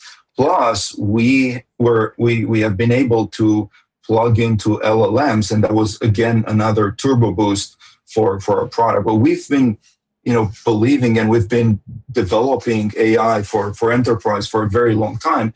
So actually, the entire platform that we have built, the Rails, were incredibly useful for the agentic offering that we're having today. Yeah, so it made you so it, yeah, essentially. became cool over years. But it was absolutely amazing to watch that transformation after, ChatGPT was launched, when people were like, oh my God, AI is actually real. That was... Yeah, it's like a good onboarding moment, right? It kind of like brings it, it makes it more conceivable in the eyes of someone who isn't maybe like a native to the space, right? In a weird way, it was kind of like NFTs with crypto. It's like, I don't understand crypto, but hey, that's a pretty cute dog, so I'm going to go buy it. Like, it sounds weird, but it's like, it was a great onboarding mechanism for people into the space, right? Absolutely. Plus, the availability of it was fantastic, because suddenly people realized that, well, now there's a lot of urgency and I need to get on board with this. Right? And pretty much what we were doing before ChatGPT on AI was seen as almost a nice to have, like yes, this can give us like a massive competitive advantage, but you know what? We're good without it. We're not going to die without it. And I think what we're seeing right now is that AI is seen as a do or die type of thing. And what's very fun is that we're seeing, LinkedIn posts and blog posts from a lot of bankers that are saying, like, we, for the first time, we actually need to move super, super fast, or we're completely doomed, because the future belongs to the organizations that are deploying AI, and there's some compound effect that accumulates very quickly once you start deploying, and then it's the era of speed. So organizations that had never been focused or geared on speed are now pushed into that direction now because of competition. Yeah, no, mate, and one born out of like wherever is there more like prominent space to try and gain a comparative advantage over your competitors, right? Like that would be if my competitor's doing it, I need to be doing it as well. Let's stay at the forefront of anything that's progressing. Exactly. So it makes complete sense. Johan, we're actually we're fresh out of time. We're 2 minutes over, but it's been such a pleasure to talk to you, hear more about FlowX. Please keep us in the loop for future progressions.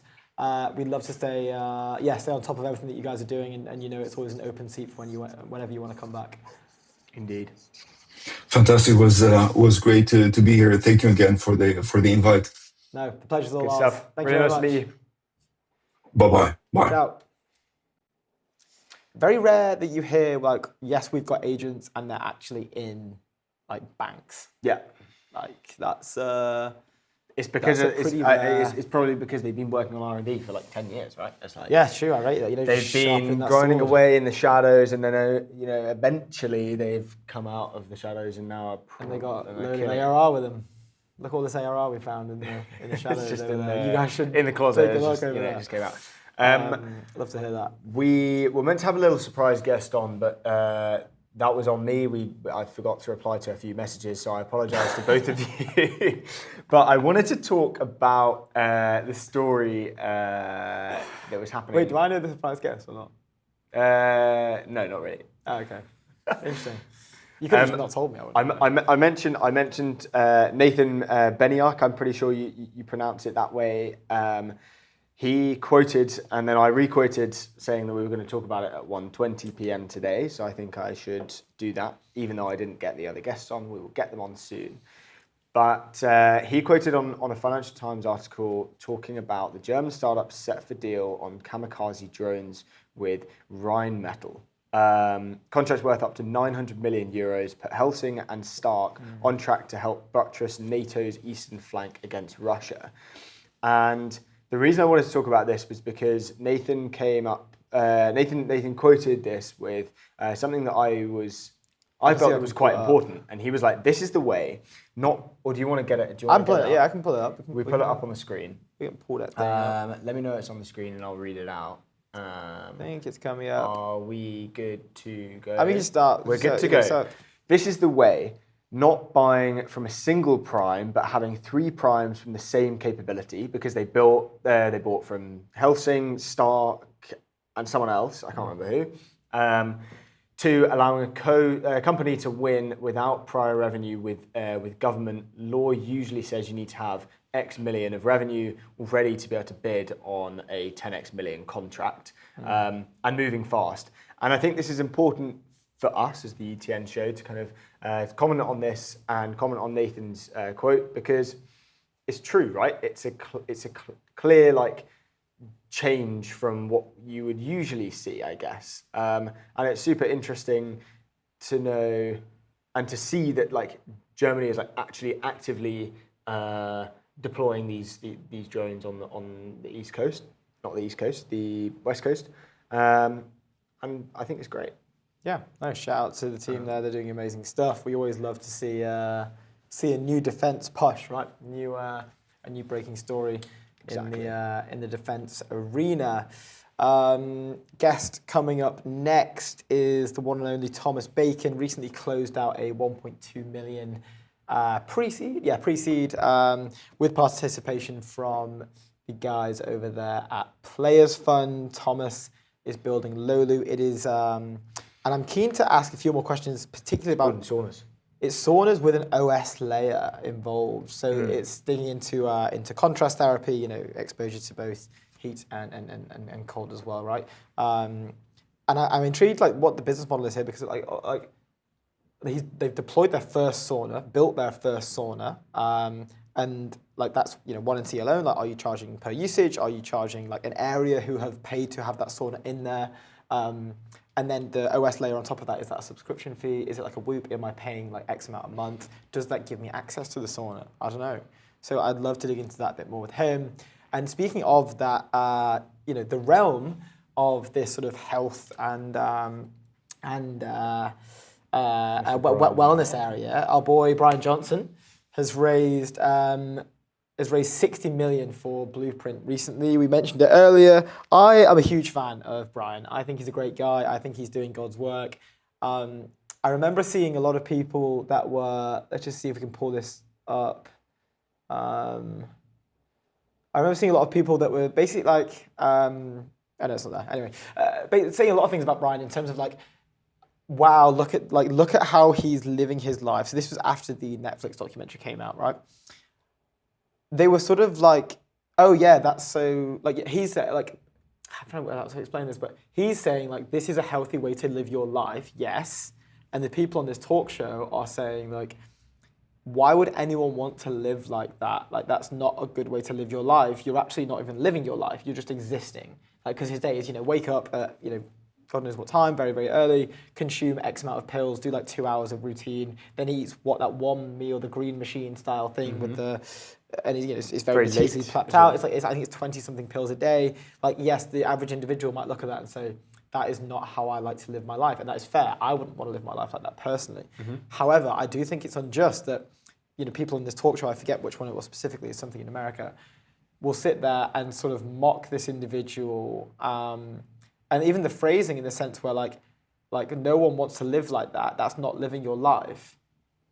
That phrase alone, he should be celebrated for what he's doing, because he's essentially sacrificing his own enjoyment, his own enjoyment. He says he enjoys it. That's great, but he's sacrificing living like a normal life to push the frontiers of biological progression, longevity. Like, he's using himself as the guinea pig. This is part of his pitch. I don't think, no, not really. But Like, I think I am sacrificing my.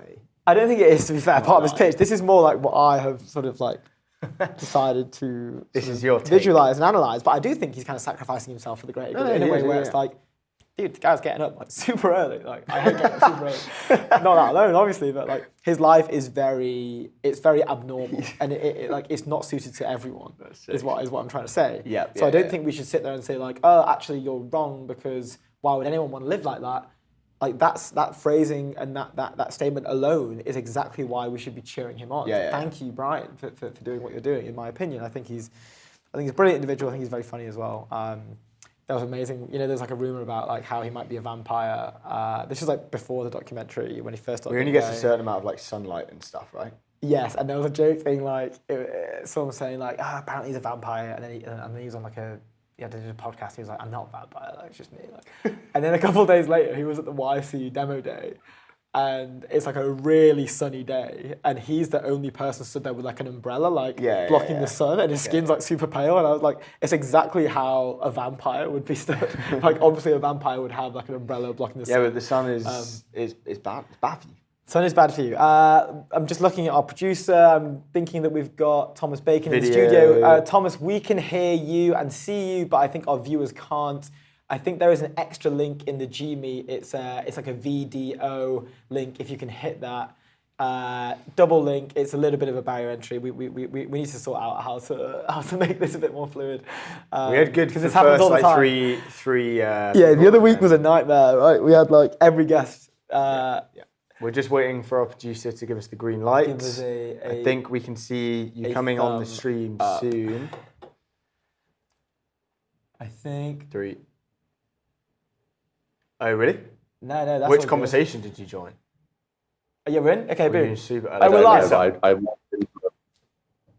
You're live on air right now. Where did you walk in? You walked into where? Wait, was it a previous conversation, a previous interview? Or was it just... Yeah, I don't know, but I walked into some random other bloke talking and I felt very awful, so apologies to whoever that was. That's so funny. We didn't know, we couldn't see you. That's funny. Thomas, it's great to have you on the show. Okay, great, well, maybe no one else. No, all good. No one noticed, so it's fine. But now we've told the whole world anyway. Well, our viewers. It's great to have you on the show. It's great to have you here with us. We were just talking about Lolu specifically, and then also we thought it was relevant to bring up that Brian Johnson has just done 60 million with Blueprint. Huge fan of his. Before we discuss like the wider market of the wellness space, would love to go deeper into specifically what is Lolu. And then specifically your launch video, which is rumored to be slightly cheeky. And I'll say that because if anyone has seen it, they will know why. But yeah, why don't you walk us through what Lolu is first, what's happening in your day, how is it post 1.2 million pre-seed raise? Yeah, well, first of all, thanks both for having me. It's really cool what you guys are building here. So excited to contribute in my small way. And yeah, I suppose in simple terms, what we're trying to create at Lolu is the operating system to support this massively kind of flourishing, albeit very much in its nascent stages of contrast therapy. Contrast therapy is basically the sort of fancy term for getting really hot and cold. And for most people, that just means sauna and cold plunging, or sauna and getting into the sea, or sauna and getting into a lake, whatever it might be. And yeah, basically, we're really excited to try and ultimately create that operating system, that platform that any sauna operator, any business that wants to get into this space can use, providing them with basically the kind of all-in-one toolkit, everything from how they should run through their compliance and planning and licensing, all the way through to their end user experience, and actually just things that will help them as managers to make their lives easier. It's an industry that is as old as written words. I mean, there are kind of examples of sauna and something similar to sauna from all over the world dating back 10,000 years. But it's basically an industry that has almost no purpose-built or useful software around it. And so that's basically what we're trying to change. So yeah, that's kind of a super high level. We're starting by partnering with actually existing businesses. So we're partnering with sports clubs.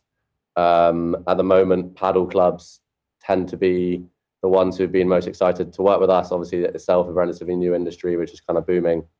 And I suppose our kind of high-level philosophy is sauna and cold plunging is not something that I want to compete with other activities for people's time. I think it's a perfect complement to almost any other activity, whether that's like finishing your work day at a co-working space and having a sauna, or it's like going on a run or playing a game of paddle. And so, yeah, my firm belief is that by putting this in places people already go, that's a pretty good start to getting more people into it. Nice. Awesome. So nice. you just to know, so obviously you're building the OS level, kind of level of this world. You're not building saunas at all, or you are? No. So at the moment, part of the offering is that we're actually physically building some of these sites. Okay. And the logic behind our go-to-market it's kind of, I guess there's two things. The first is I quite like being able to make money from day one rather than waiting for 18 months to 2 years and basically being reliant on investor money. So we'll be profitable as a business by the end of this year, and we'll not have to raise again if we don't want to. Quite a nice route.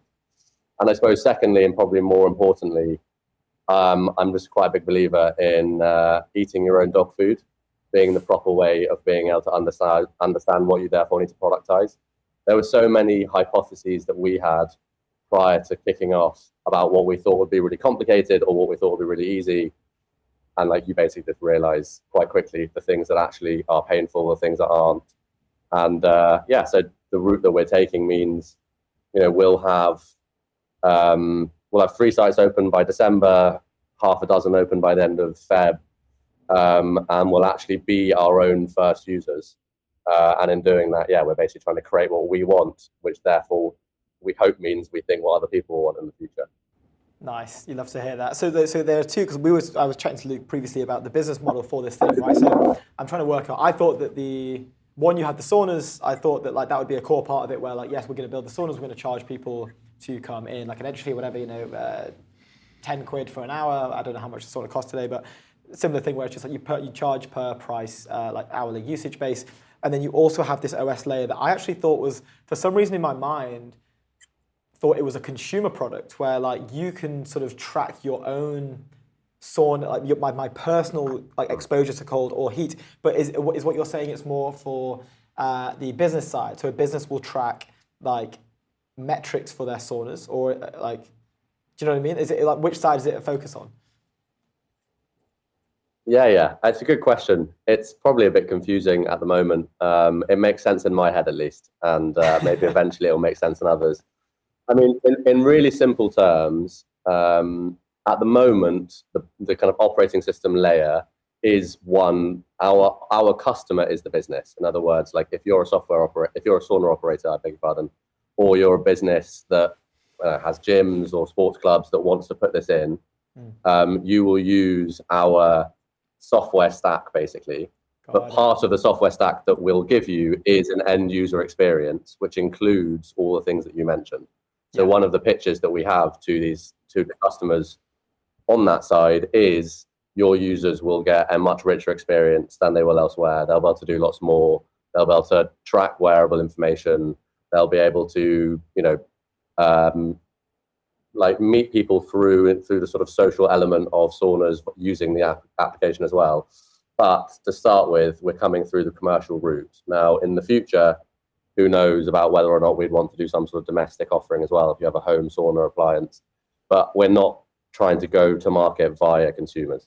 Yeah. That makes complete sense, and probably the I think it's smartest also way probably the smart route, obviously, because you're trying to build where other people are, right?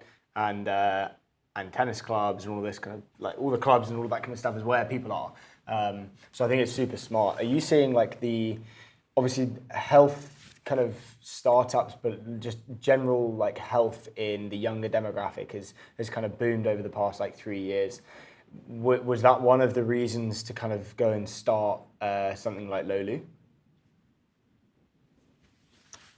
I don't know if I'm going to be kind of hung up for this answer, but my honest opinion is that the health benefits of sauna are massively secondary to the fact that it just makes you feel good.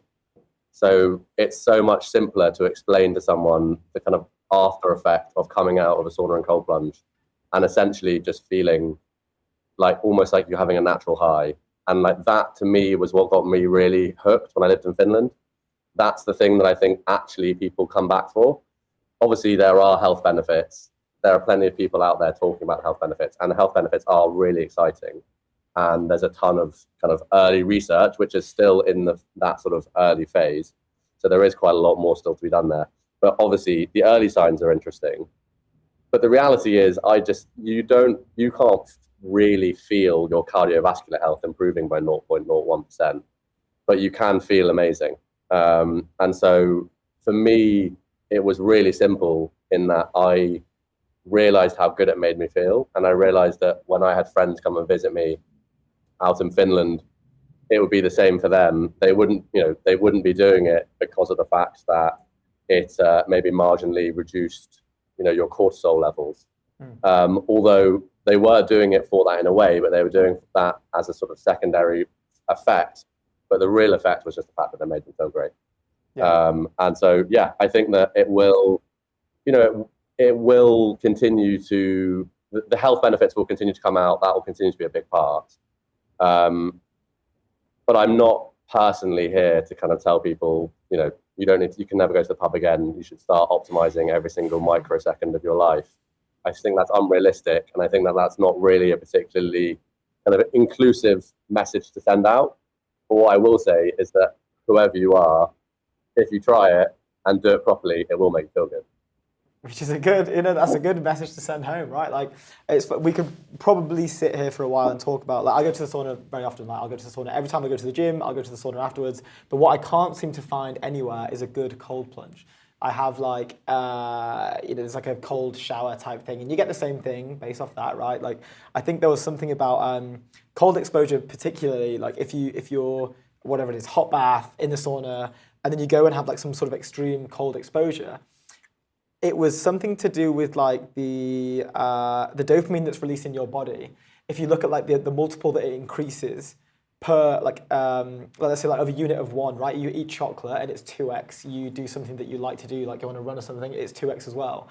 But the fall off curve of like the dopamine, it spikes and then it drops off. I think cocaine as well was like 2x, similar to chocolate. But every single time you do this, like it spikes and then it plummets. With a cold shower, it was something like 4.5x, and then the half-life of that like longevity of the dopamine in your system, it stretched over 4 hours instead of like how long do you enjoy a piece of chocolate? I guess as long as it's in your mouth, like 2 minutes, 1 minute.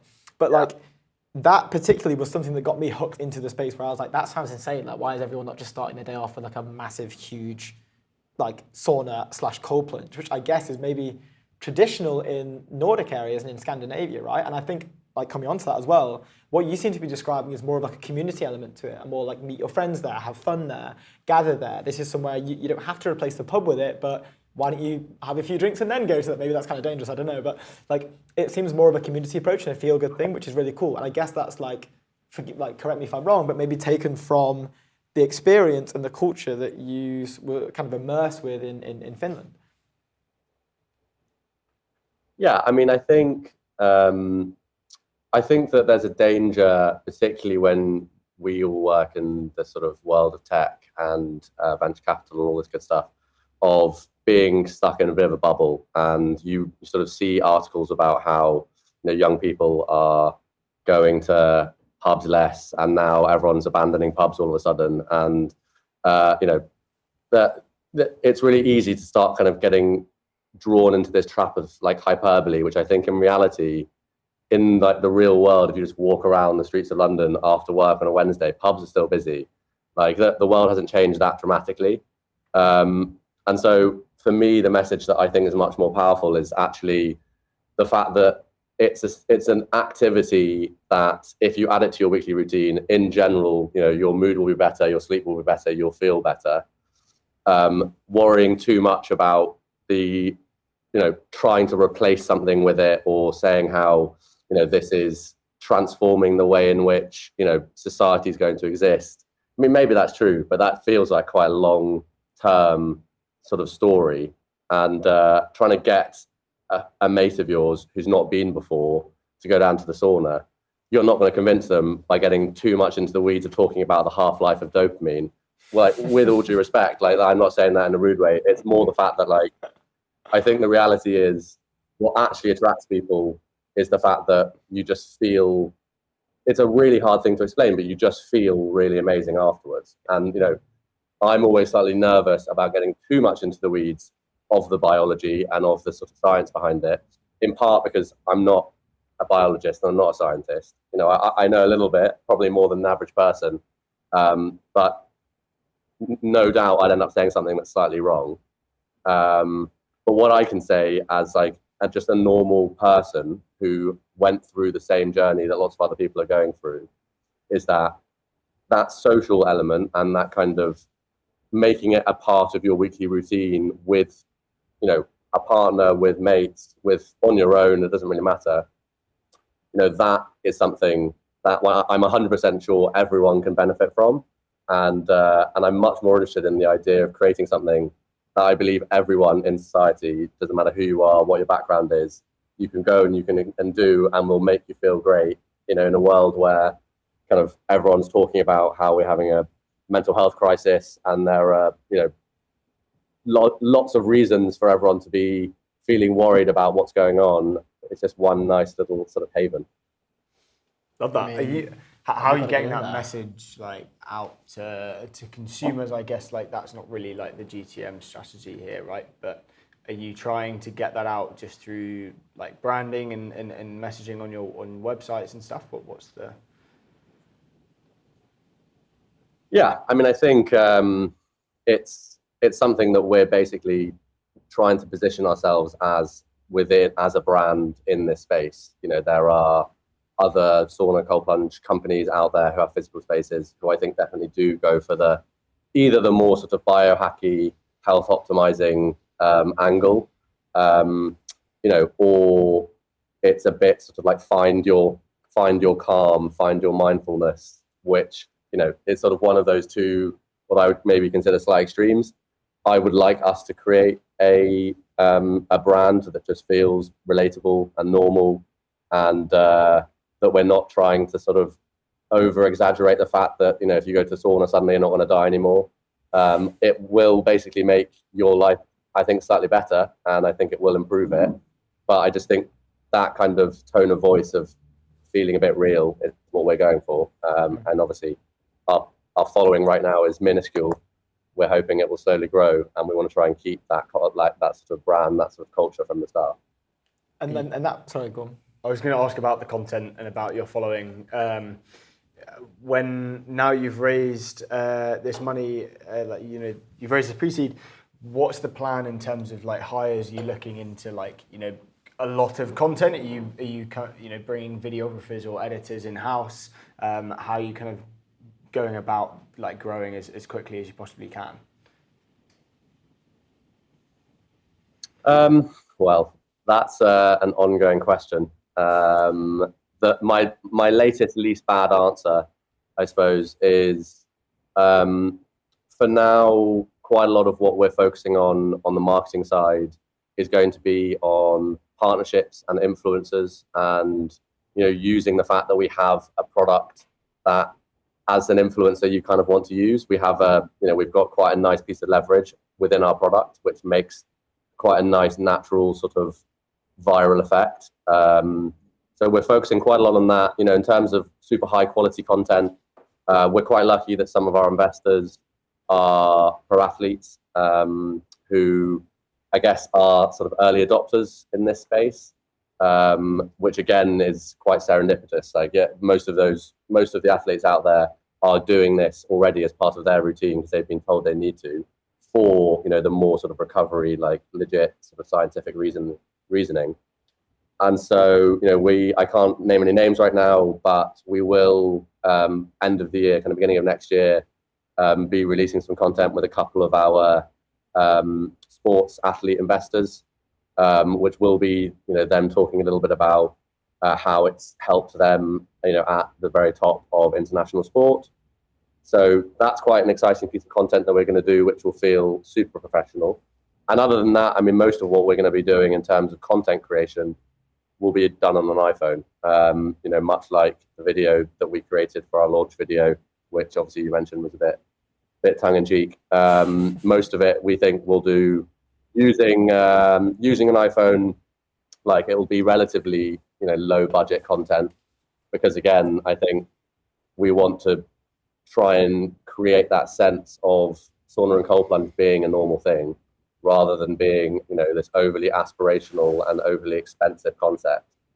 One of the things that I find really frustrating, or found really frustrating when I moved back to the UK, was the sauna and cold plunge options out there. You mentioned having one of the gyms. Some gyms obviously luckily do have those, but for most sort of sauna cold plunge options out there, you're looking at paying 20, 30, even £40 for a session, and that to me is just massively prohibitive. So yeah, kind of our brand is very much around it being a tenner and therefore being something that you can do more regularly, and the content will hopefully reflect that. Yeah, no, that makes complete sense. I mean, where can we help send people? Like, do you want people? I'm just looking at the clock, and we've hit time. But can we send people to a website? Is there a wait list? Is it like maybe social pages, LinkedIn, X perhaps? Like, where can we send people? Yeah, I mean, I think for now, our website, lolu.com, is a pretty good place to start. And otherwise, our Instagram page, which is lolu_sauna. Through those for now, you'll basically be able to track how we're getting on. We've got a site open in Wandsworth. We're opening a site in Kentish Town in the next few weeks. And then another one in Ilford in early December. And then one in Shepherd's Bush at the end of the year, and so on and so forth. So depending on where you are in London, we will have one which is a reasonable journey away within about 2 months. So that's probably where you can get us. You love to hear something that a land bike can't handle, hey? Thank you so much for coming on the stream. It was so good to have you. You heard it, guys, lolu.com. I guess keep us posted on when the sites get deployed, and open seat for whenever you want to come back. Amazing. Thanks so much. Good stuff. Good, Tom. Nice one, mate. All the best. Amazing. What a great show. The show that featured our first exclusive guest, Max at Legora. Final congratulations to them. Just a word on our sponsors, Jack and Jill. Don't miss the unmissable jobs at the hottest companies. Jack and Jill will listen to what you want and search thousands of new jobs every hour to find the job opportunities worth seeing. Go to jackandjill.ai. Let me tell you about my friends over there at Fora. Work from home at work. Workspaces to make your everyday extraordinary. Oh, you changed it around? Yeah, I just had a little flippy flip there. Private offices, whole floors, or dedicated desk. Fora offers workspace solutions for teams of all sizes. Go to foraspace.com. And that is the show. Here we go. See you later. See you next time. Thanks.